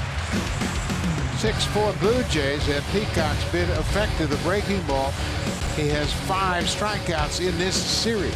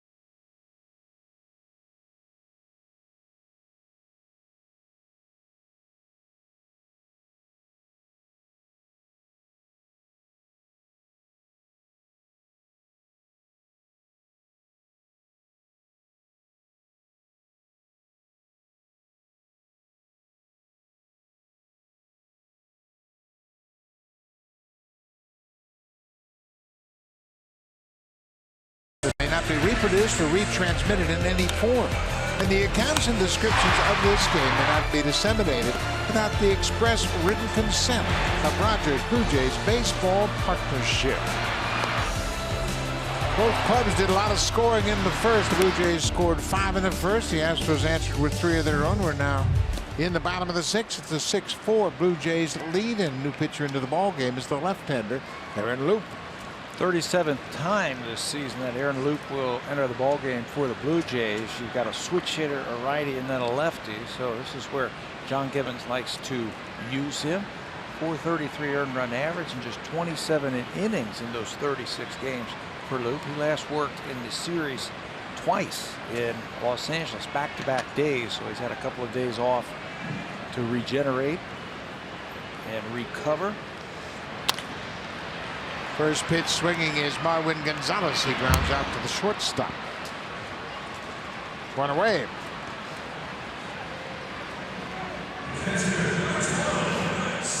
Max Stassi, the catcher, has grounded out and walked in his 2 trips to the plate.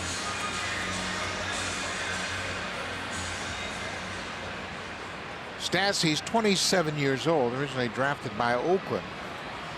He spent parts of the last 6 seasons with Houston. This has been his best opportunity to play.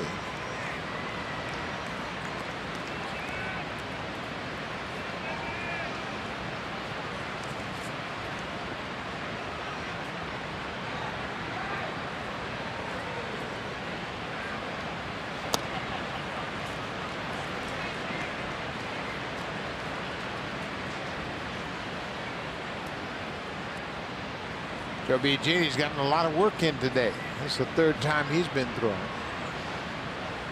That's for all those right-handers after Kemp, the on-deck hitter, just in case. There's Tony Kemp, the lefty.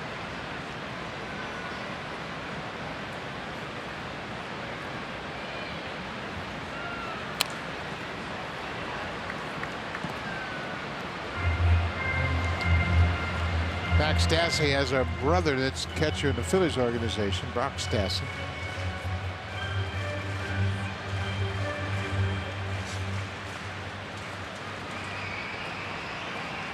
Their father was a longtime coach in high school in Yuba City, where they grew up. Luke gets a strikeout. 2 up, 2 down for Aaron Luke. In Los Angeles against the Angels, Aaron pitched in a couple of games and just gave up a hit, no earned runs. That's a changeup down and away. I was talking to him yesterday, asking how he's feeling. He said, hey, it's that time of the year where, you know, you're starting to feel a little sore, but you get out there, if you can get an extra day off here and there, your arm feels a little bit more rejuvenated. I'm just trying to keep the ball down and keep it on the corners, keep it out of the middle of the plate, and I know I can be effective. Tony Kemp is 1 for 2. You saw him shorten up to bunt. He had a base hit to left field. His last time up here, he pulls this one foul. 0-2. Again, we made a point about how important it is to retire the bottom of this order. It almost cost him a couple of innings ago.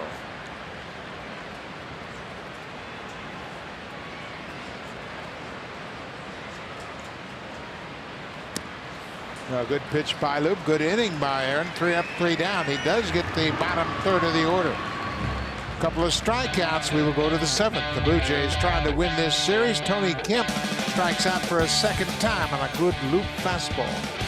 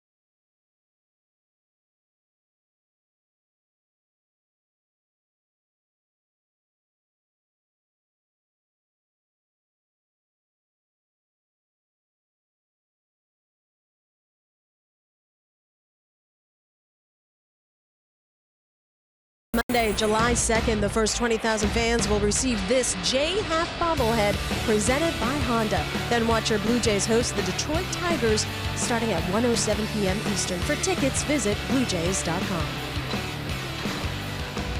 Great giveaway as you get a chance to get a J-Half bobblehead on the holiday Monday. 7th inning. And Peacock came in and struck out both batters he faced, Reddick and Hernandez, to end the 6th. Minerva Solarte lined out his last time up.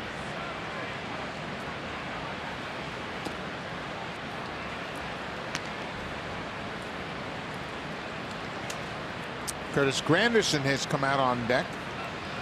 He will bat for Steve Pearce in the DH spot.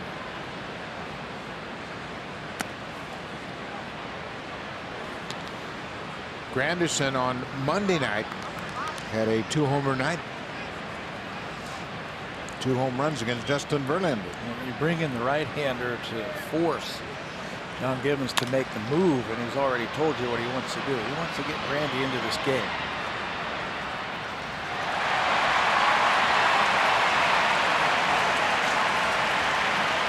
Looks like he caught that ball. Wow. Thought that ball was well out of play, slicing down into the corner. Kemp went all the way into the corner and made the catch. So did I. We are blocked off from where we sit, but look at Kemp. That ball actually comes back to him. Never gave up on that ball. He's rewarded with the first out. So Granderson steps in as a pinch hitter. Pitch hitting for Steve Pearce. Pearce with a walk and scored a run in the 1st inning. He was officially 0 for 2 this afternoon.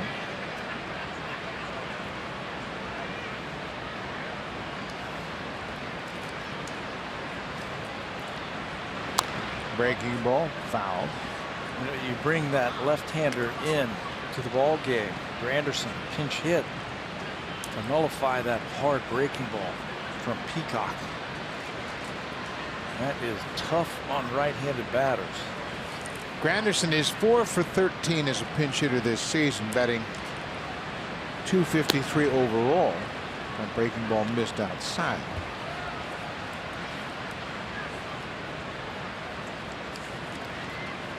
Bregman has given Granderson the entire left side of the infield.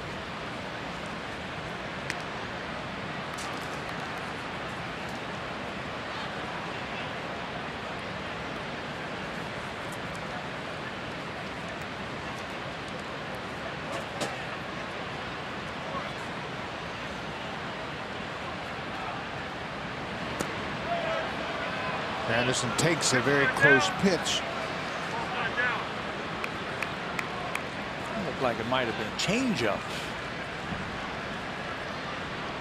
5 homers over his last 14 days. Hit a couple of big ones here off of Verlander. Fights off that inside fastball and stays alive. It's full count. Peacock has held lefties to a .222 average, but they've hit 5 home runs. Look what the right-handers have done. Nothing. 155. Yeah, that's why John Gibbons wants that lefty in there to try and get some add-on runs. Another inside fastball.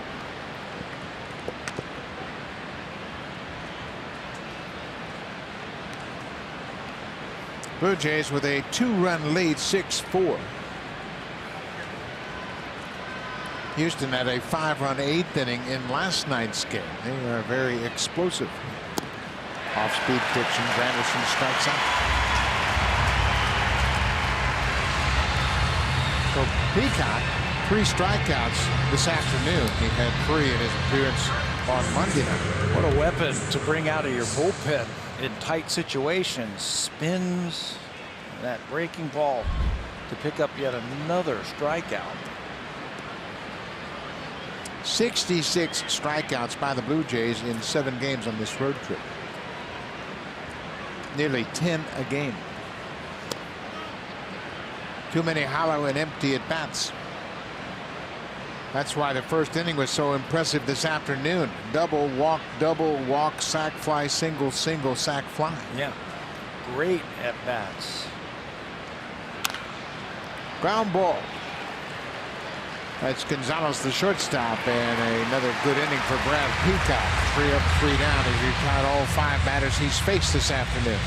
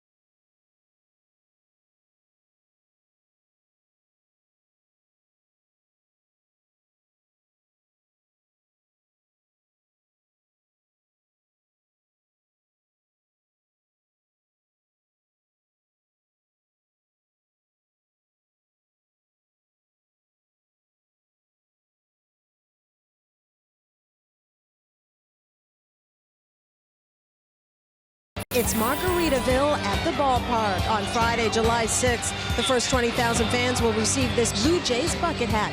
Then join us in the WestJet flight deck for live music and entertainment as your Blue Jays host the New York Yankees. BlueJays.com for all your ticket needs. Great opportunity to pick up that nice hat. Come out to watch the Blue Jays play. And Blue Jays will be back home Friday for a 4-game series after an off day tomorrow. Joe Biagini comes in, takes over for the Blue Jays.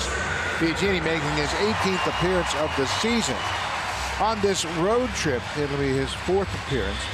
He's pitched a total of 4 1/3, allowed no runs on 5 hits, throwing the ball very well out of the pen. Yeah, his high water mark for earned run average was on June the 10th. It was at 831. He's got it now at 6.8 because of those outings, those last 4 outings where he hasn't given up an earned run, pitching out of the bullpen. This is his best, I think, work right now this season, coming out of the bullpen. Seems to be back into the routine of pitching relief. George Springer has gone 0 for 2.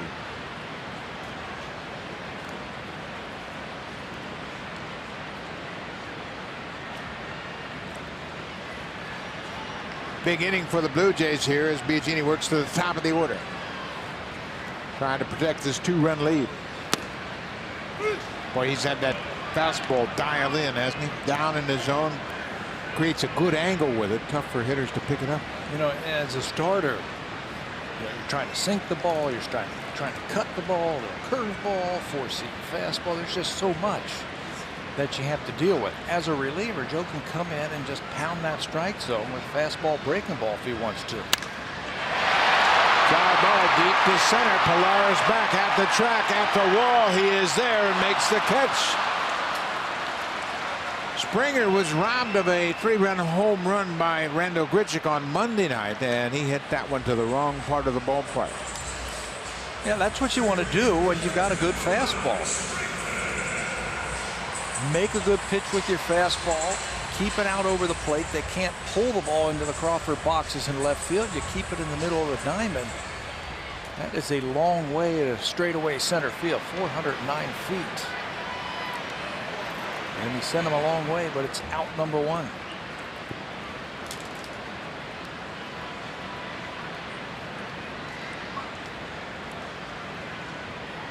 Here is Alex Bregman. He's been tough on the Blue Jays. Can't figure him out. 2 more doubles this afternoon.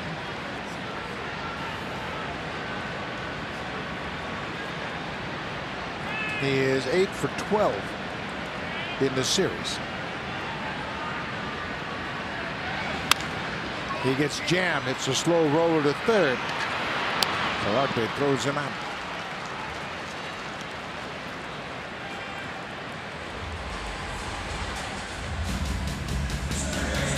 It's time to fire up your senses. Your best experience begins with Broil King, available at your local home hardware. Here's how.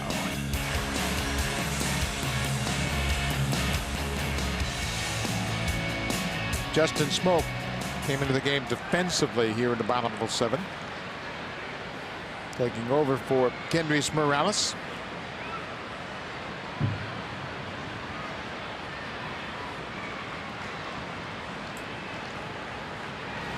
Altuve hits a little chopper toward third. Solarte, wide throw.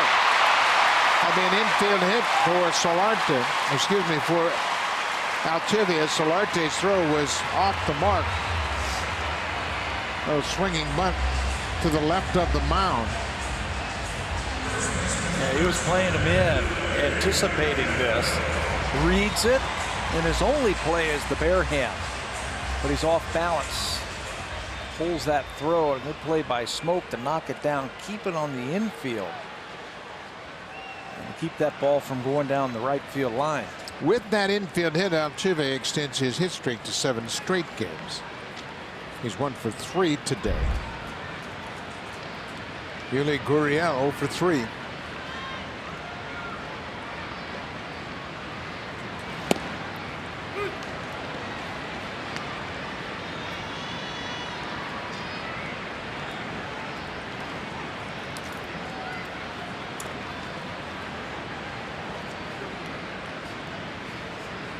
Gurriel is 0 for his last 10 in this series. He had hits in each of his first 2 at-bats. Nothing since.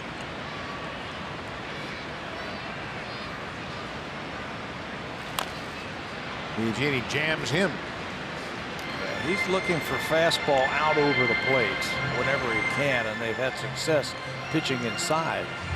Ken Giles loosening up for the Astros.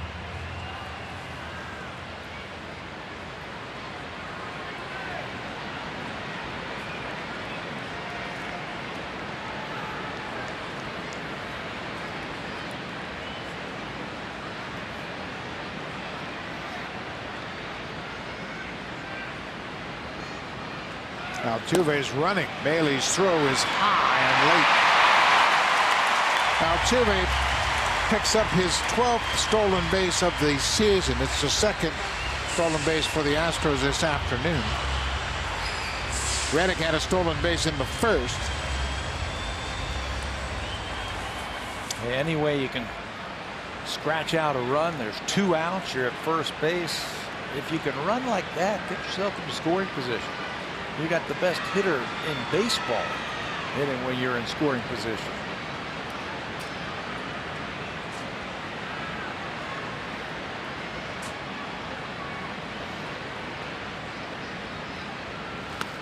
Downstairs.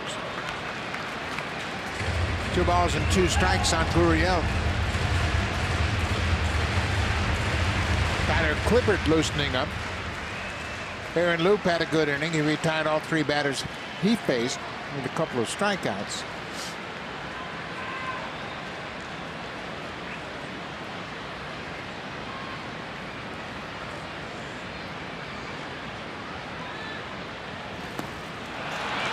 Gurriel strikes out. Biagini gets out of it. An infield hit, a stolen base. The Astros leave a base runner.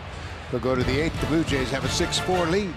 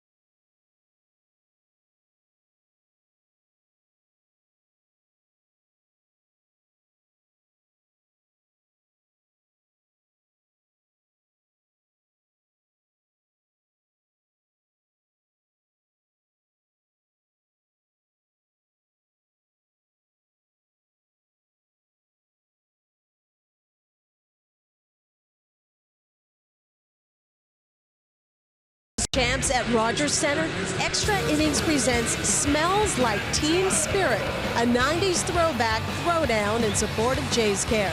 Tickets available now, bluejays.com/extra innings. To the 8th we go once again, Buck Martinez and Pat Tabler. Gentlemen. Thank you very much, Hazel May. The Blue Jays trying to win this series and finish up a pretty good road trip at 4-3 if they can hold on and win this game. Ken Giles will come in and take over starting the 8th inning. Brad Peacock retired all 5 batters he faced. Now it's over to Giles. It's a mystery for this team. He's 11 for 11 in save opportunities this season. His ERA is over 4. And some saves that have been kind of nerve-wracking, if you will. He's only walked 3 batters this year, but he's lost his save, his closer's job. They really haven't put him out there. Rondon has been closing games for him. He has 60 saves in his Astros career, which ranks 8th in club history. But they're trying to get him back on track because he can be a dominant type of closer. Kevin Pillar grounds it to Bregman. Pillar is retired for the first time this afternoon. He had hits in all 3 of his previous plate appearances. So Pillar is 3 for 4. Giles gets his first man. When you think about Giles as a closer, he's 11 for 11, as you mentioned, this year, and he's 16 for 16 going back to last September. But he had a terrible postseason, and his saves haven't been clean, as they say. Right, haven't been clean, so they're putting him in some lower leverage situations before he can get back on track. I think by the end of it all, he's going to find his way to the back end of the bullpen. He's got a magnificent arm. Fastball, slider, and it's nasty.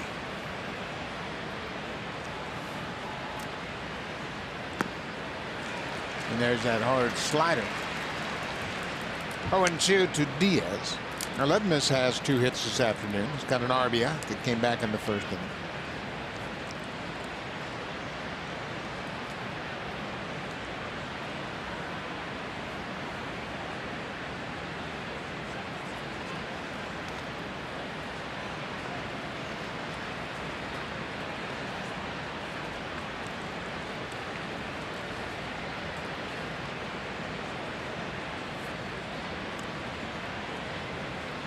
Giles was originally drafted by the Phillies in the 7th round in 2011. He was traded to Houston in December of 2015. That ball goes off of Giles' glove, and he's not going to have a play. He almost threw it away. It'll be another hit for Diaz, his 3rd of the afternoon. That's a reaction play, and the trainer's going to come out and talk to him, see if he's okay. I don't know if it got him in the wrist. Altuve was going to be right at Altuve, but he reacted like he wanted to catch it. When you throw it, boom, it's right at you. It's tough to just let that thing go. And then tried to make something where there really wasn't a play at first base. Trainer asking Giles where it hit him. It looked like he pointed to his wrist, like he didn't really get a glove on it, but he's going to stay in the game. Diaz and Pillar both with 3-hit games this afternoon. They have 6 of the 8 Blue Jay hits.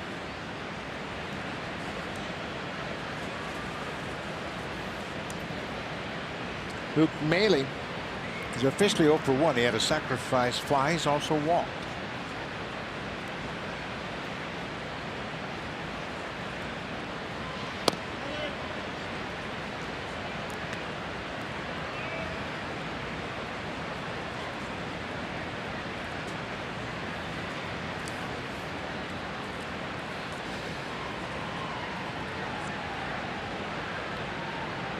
Maile is 2 for 9 on this road trip. This is the 4th game he has appeared in.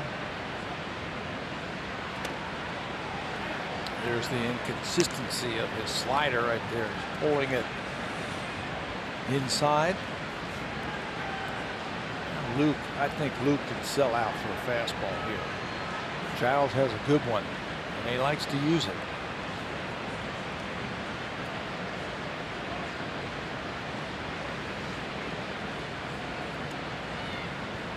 Inside, he missed with the fastball. It's 3-0.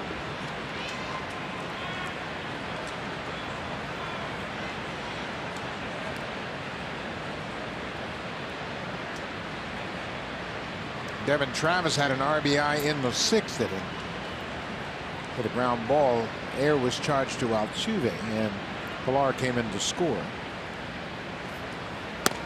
There's strike one. Milwaukee was leading Kansas City 1-0 into the 7th, and then Kansas City scores 7 runs. Moustakas hit his 15th home run of the season.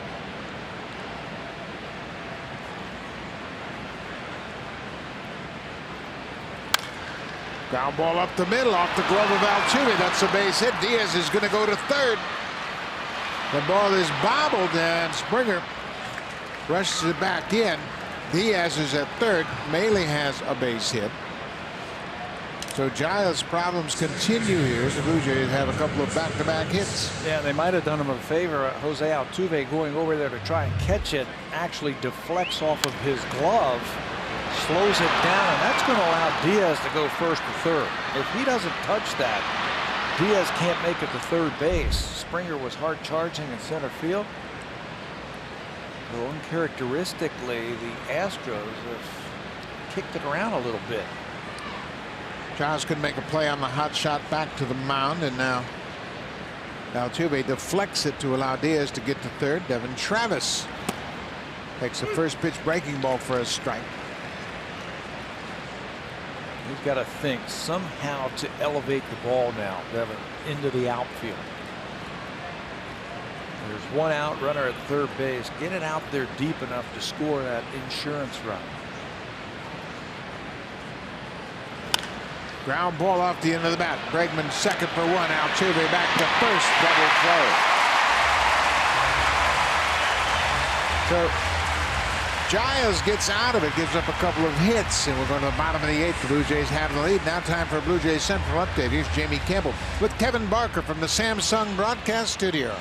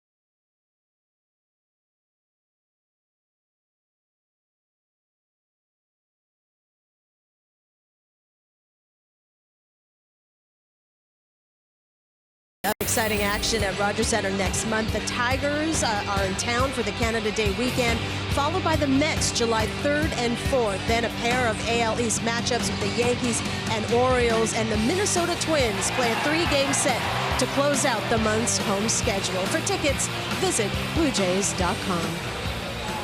Thank you very much, Hazel. And the Blue Jays trying to win this series against Houston. Tyler Clippard will be the third reliever to work behind Marco Estrada this afternoon. And the 4th time that he has worked on this road trip. He worked in consecutive days, the 22nd, 23rd, and 24th, all out in Los Angeles against the Angels. Did not give up a run in his 3 1/3 innings out there, so the first time in this series that he has faced his former team. Tyler Clippard got a World Series ring before Monday's game here. He and Teoscar Hernandez were part of that team last year, so they were both given a World Series ring, and they were both very proud to accept that. Very sincere gesture by the Astros organization. Jim Crane, the president of the Astros, presented the rings to the Blue Jays players. Boy, Evan Gattis has had another good day. 2 hits, 2 doubles, 3 RBIs. He has set a new franchise record for the Astros RBIs in the month of June with 30. 30, beating Jimmy Wynn and Jose Cruz. You know, RBIs, the guys have to get on ahead of you. So he's taken advantage of the players, at least in this series. Bregman, Altuve, Gurriel ahead of them. They get on base, he's been knocking them in.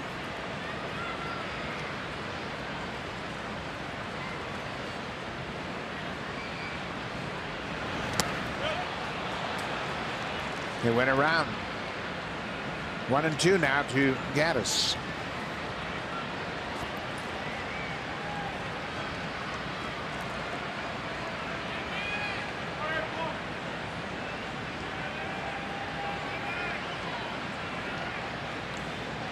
Tyler Clippard got into 16 games with the Astros last year. He had an 0-2 record.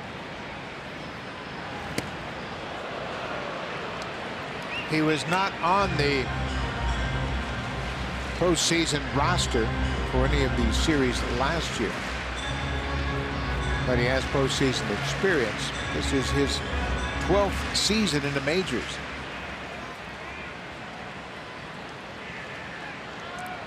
Spent the majority of his career with the Washington Nationals, 7 years with the Nationals. He came up through the Yankee organization. Got a great splitter. He's been using it in big situations. That might have been it right there. Gattis called out on strikes, couldn't pull the trigger, and that ball broke away from him. And you're right, it might have been that split finger pitch he throws so effectively, and there's the grip. There it is. It can go down, and this one looked like it was like a slider. Evan Gattis is going, what the heck was that? Nothing wrong with reinventing yourself as you stick around the big leagues year after year. I think it's essential. You've got to make adjustments.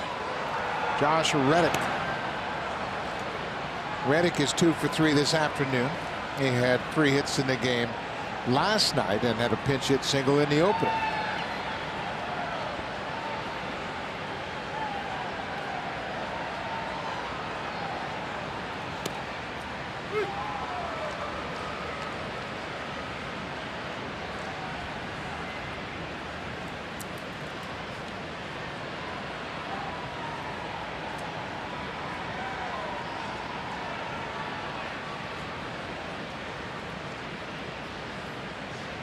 One pitch to Reddick.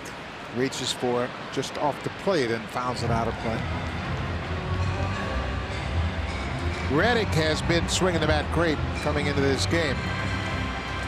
Over his last 12 games, he was batting .447. Now it's up to .463 in his last 13 games. Just a matter of time. The guys start to get hot. Blue Jays are shifting off their defense now with two strikes against Reddick. It looks like he's trying to take a shot to left field, doesn't it? There's one defender on the left side of the infield. I think he's just trying to guard against that splitter. Not over anxious, not really aggressive, getting out after that fastball.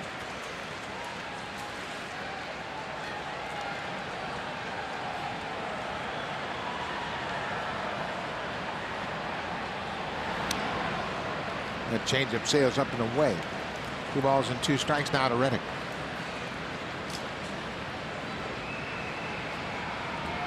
He's done a good job against left-handed hitting this season.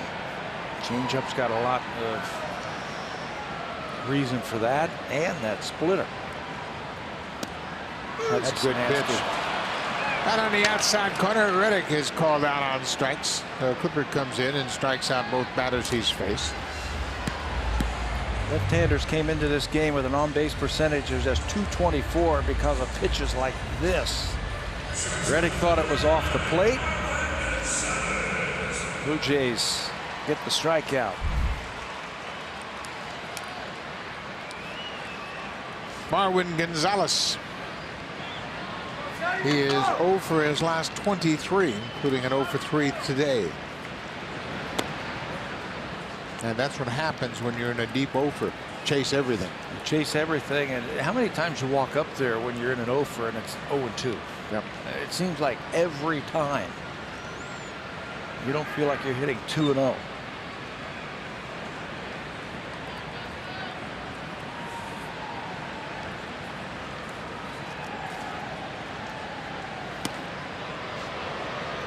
Pushed him back with that fastball. Bottom of the 8th inning. Blue Jays have a 6-4 lead. They are 3-3 on this 7-game road trip. This would be a very successful road trip if they could win this game, go 4-3 against the Angels and the Astros. Yes, 4 big ones in LA and the World Series champs. To win the series, to help you win the road trip.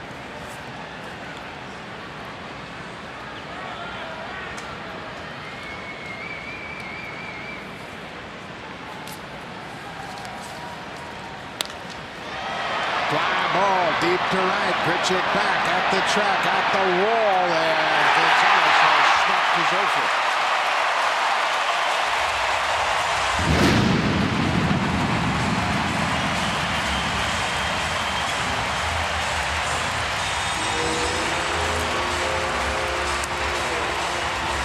Looked like it might have been a high changeup that helped him to get out in front of that one. Just his 6th home run of the season. Hit 23 of them last year. And the Astros have pulled to within a run. And that snaps that 0 for 23 for Gonzalez, and he does it in dramatic fashion. Out over the plate.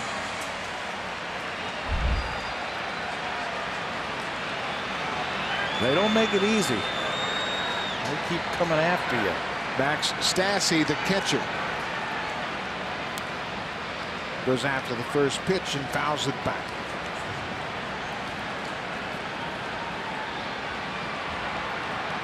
Clippard has now surrendered 7 home runs. The league's hitting just over 200 against him.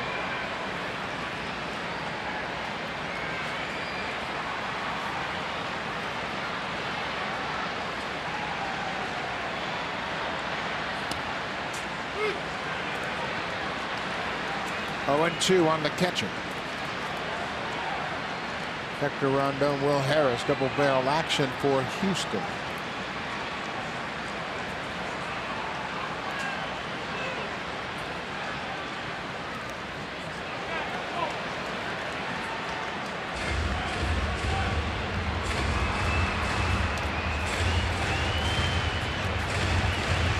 Maley took that one in the right arm, whether it's in the bicep or on the shoulder, but he tried to block it. You could see him trying to shake out that right arm.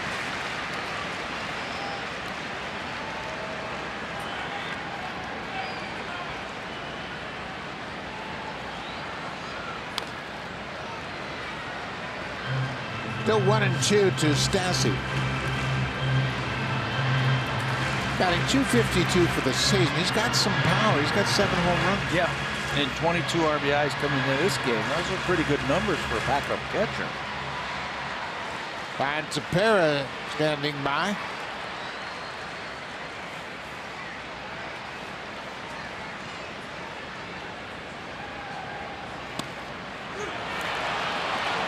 Tyler Clippard ends up striking out 3, but he gives up a home run. Marvin Gonzales, his 6th home run of the season.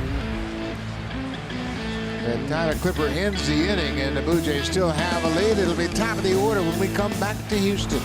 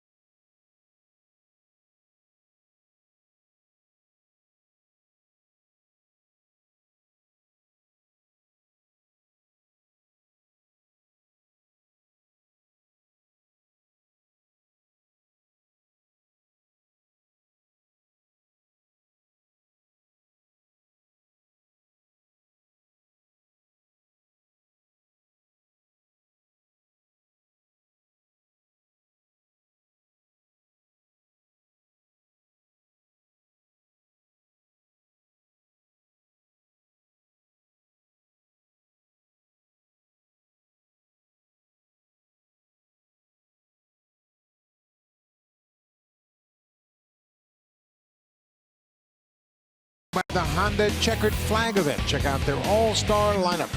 Well, the Blue Jays are going to try something different today, and that's bat Randall Grichuk in the leadoff spot, and it pays dividends right away. He doubles down the left field line to start the game. The Blue Jays will go on to score 5 runs on 4 hits. Randall Grichuk with that double this afternoon's drive of the game, and it's driven the Jays to a lead as we head to the 9th inning.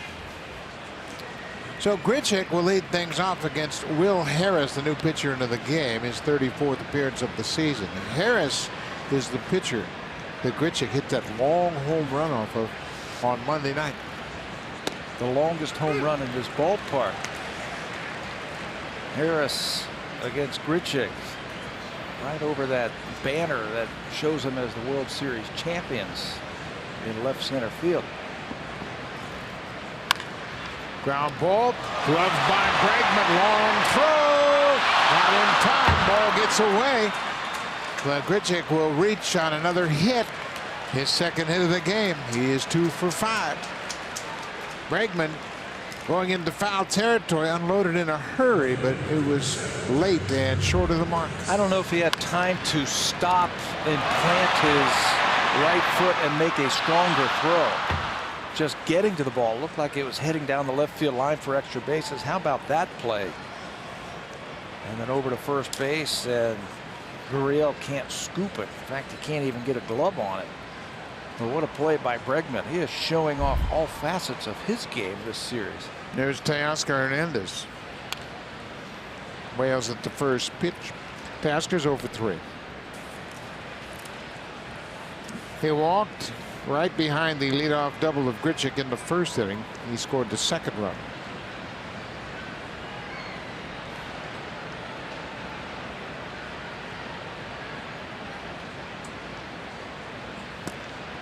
That's good breaking ball. Obviously, they know Teoscar. He played for them, played in their organization before coming to Toronto, so they'll give him a steady diet of breaking balls.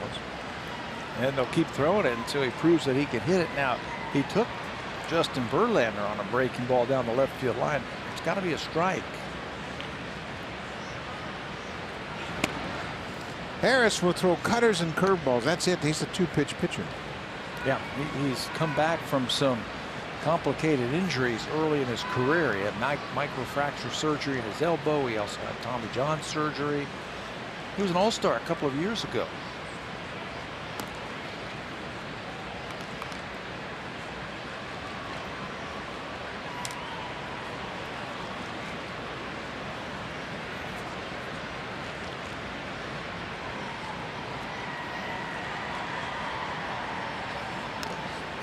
Slow breaking ball this time. That's the curveball, and Hernandez is behind 1-2.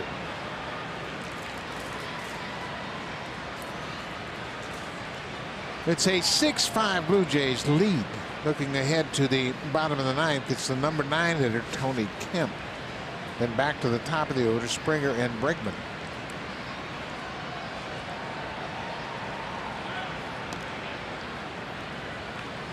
Carlos Correa is on the bench, but we don't believe he's available. He has been out of the starting lineup for the last 2 days with a lower back issue. They have Brian McCann on the bench, a left-handed hitter. Tyler White and Jake Marisnick are both right-handed hitters. Managed to get a piece of it. Randall Grichuk is doing a good job of keeping his feet moving over at first base. And Harris is not thrown over there. If he can get a jump, he can steal this base. He's getting a nice lead, and they're not making him stop.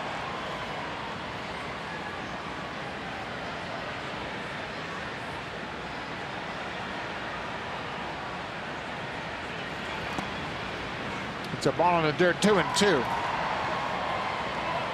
The only issue you have with starting the runner Grichuk at first is there's a lot of swing and miss at the plate. You better make sure you get a good jump, and I would go with straight steal. Try to steal it. Yeah, if it's a curveball, he has a better chance. That would have been a great time to go right there. He bounced that last one. Grichuk's not running. Bouncing ball up the middle. This could be 2. Altuve steps on the bag. It is a double play.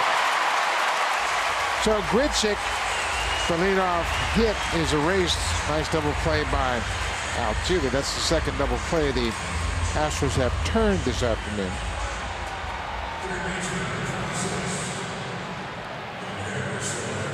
And 52nd on the season. Altuve making up for that error earlier that cost his team a run. The error allowed the Blue Jays to score their 6th run. It's the only run they have scored after the first. Now there is Solarte. He drove in the first Blue Jay run of the afternoon. Had an RBI double in the first. You just don't really feel that comfortable with a 1-run lead against Houston in this ballpark. Yeah, not when they have the last at bat. 1-1 count on the Blue Jays' third baseman.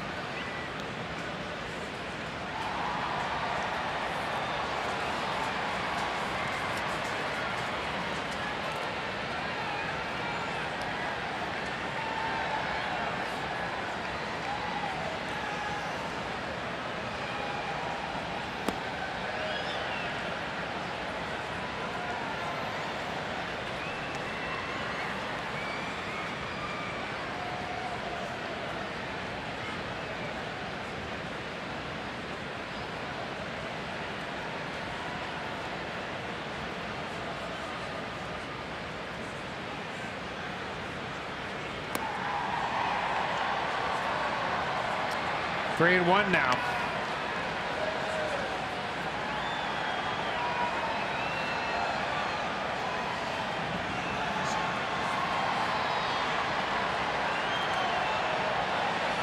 Two away. They are in the 9th inning. There's a strike. Now it's a full count.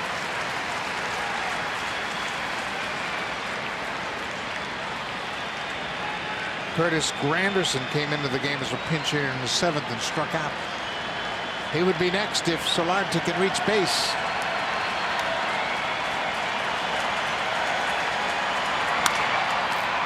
Back to the mound. Harris throws to first, and that'll end the inning. Will Harris retires 3. Tony Kemp will lead things off, the number 9 hitter. Then back to the top of the order, George Springer and the red-hot Alex Bregman in this 1-run game.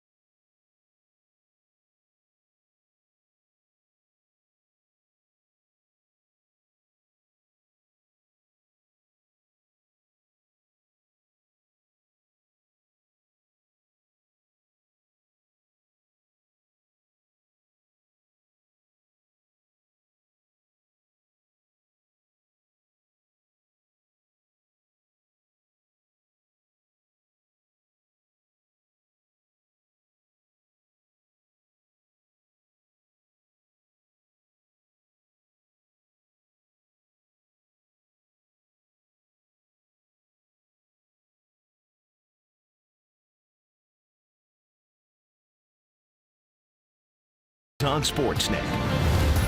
Presented by Honda. The Honda Checkered Flag event is back. Hurry in to grab the Civic that matches your game. We are in Houston for the final game of this 7-game road trip. The Blue Jays trying to hold on to this 1-run lead. They go to the bottom of the 9th, face 9-1-2 in the Houston order, and the new pitcher is the closer, Ryan Tepera. He's really taken that closer's role and has run with it. He's got 6 saves in 10 opportunities, but he hasn't blown a save since May the 8th when he took over as the closer. Very good whip, averaging about a strikeout an inning. He's got a nice cutter, and he's got a two-seamer that can run in. And he was telling me the other day that he threw his first curveball in his last outing against Los Angeles, just to give those runners and hitters something to think about. First time that we have seen Ryan in this series. He's had a couple of days off.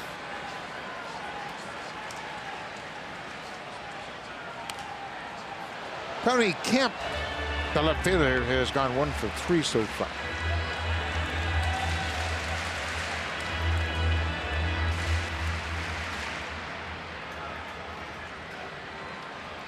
Big out here, first out of the inning in the 9th inning with a 1-run lead.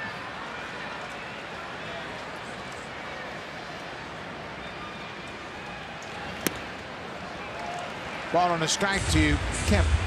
Tepera was born in Houston. He spent a lot of time here in the off season. And he's got a lot of buddies on the Astros team. They work out together in the off season. So this is home for him as well. Ground ball, base hit. Tony Kemp, his second hit of the afternoon, a leadoff hit here in the 9th. Now for a preview of what's coming up on Tim and Sid. Here are Tim and Sid.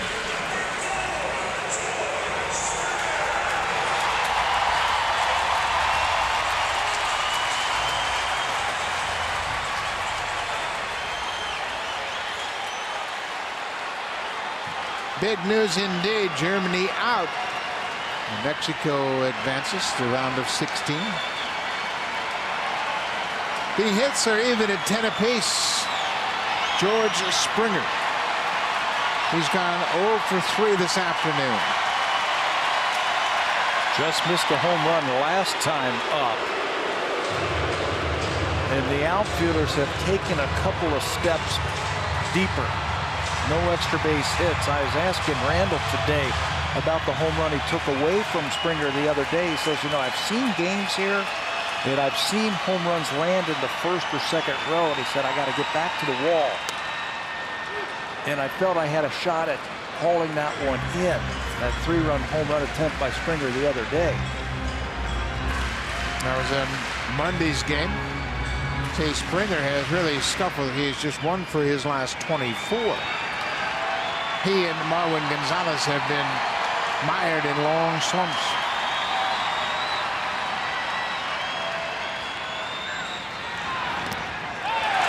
Ball gets away from Maley, and the Tide runs in scoring position. That hard breaking ball in the dirt. Maley shipped it over to his right, but he couldn't square it up. That's a big 90 feet for Houston. Takes the double play out of order for the Blue Jays. Hard slider. You're anticipating it in the dirt, but you just can't get over there. You can't get the body over there quick enough to block it. And Kemp will move up. Now Springer, does he try and move the runner, or does he try and knock him in? You're in the top of the order here. You got your best hitters coming up. He might just try and go ahead and knock him in. He's already in scoring position. Take your 3 top hitters and let them try to tie the game. Tie the game or try to win the game.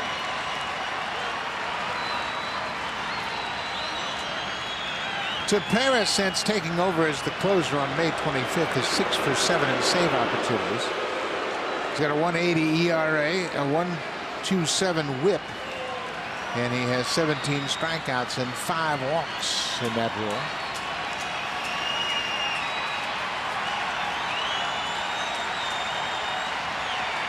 One pitch. Wow, that didn't miss by much. Tough one to take.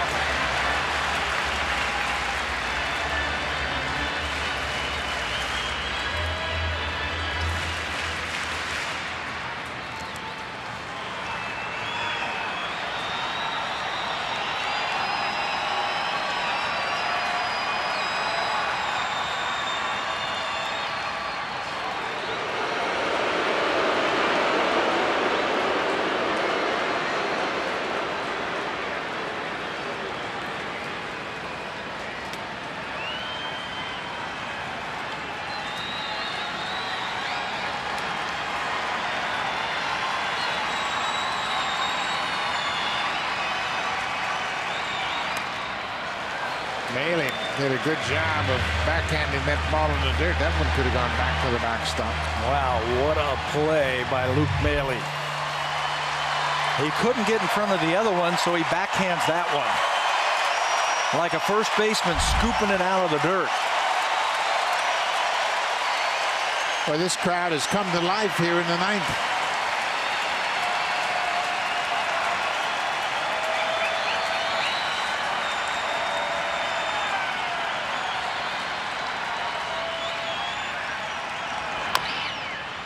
Springer fouls it off.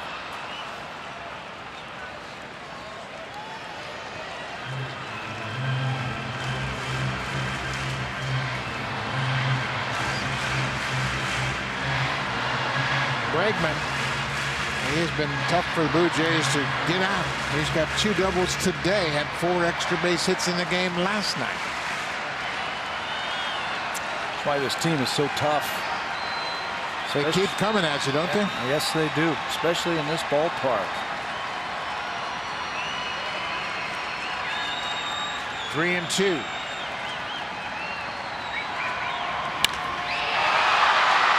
High fly ball. Hernandez over near the foul line. He slips and makes the catch. Oh, wow. What a fortunate development for Hernandez. Just as he got camped under that ball, he slipped on the warning track, but he was able to maintain his focus and make the catch. Running on the grass the whole way, and then he plants that right foot and slips, but he keeps his eye on the ball. Somehow, he finds it and makes the first out. That could have been dangerous, but he stayed with it. The Astros have been very good coming back from deficits. They have 22 come from behind wins this season. I mean, they're World Series champs. They have a lot of confidence. Doesn't take a genius to figure that out. They think they can beat anybody. Sure. 5 of them in their last at bat this season, and their largest comeback this year has been 4 runs. They were down 5-0 in this game. The Astros, one of 3 teams with 50 or more wins this season. Houston, Boston, and New York. You were talking earlier about Tepera working out with some of these guys in the Houston area. I asked him, do you ever throw batting practice to these guys when you're getting in shape? He goes, oh yeah, a couple of times. And one of the guys is the guy standing at the plate right there, Alex Bregman. Well, that last pitch wasn't a BP fastball. No, sir. That was, I got to get you out fastball.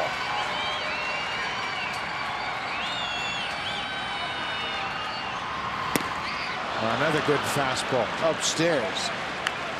Bregman, a little over aggressive. He chased maybe a ball.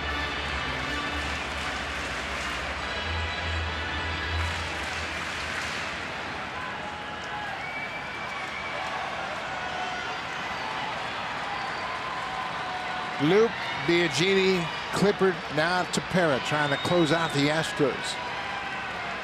Kemp is at second.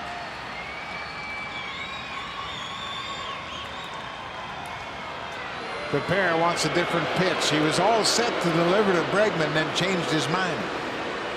And if you're not 100% sold out on a pitch, just step off like that.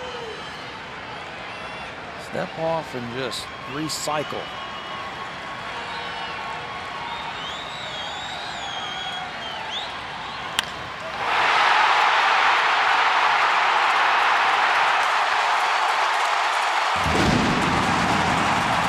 What a series.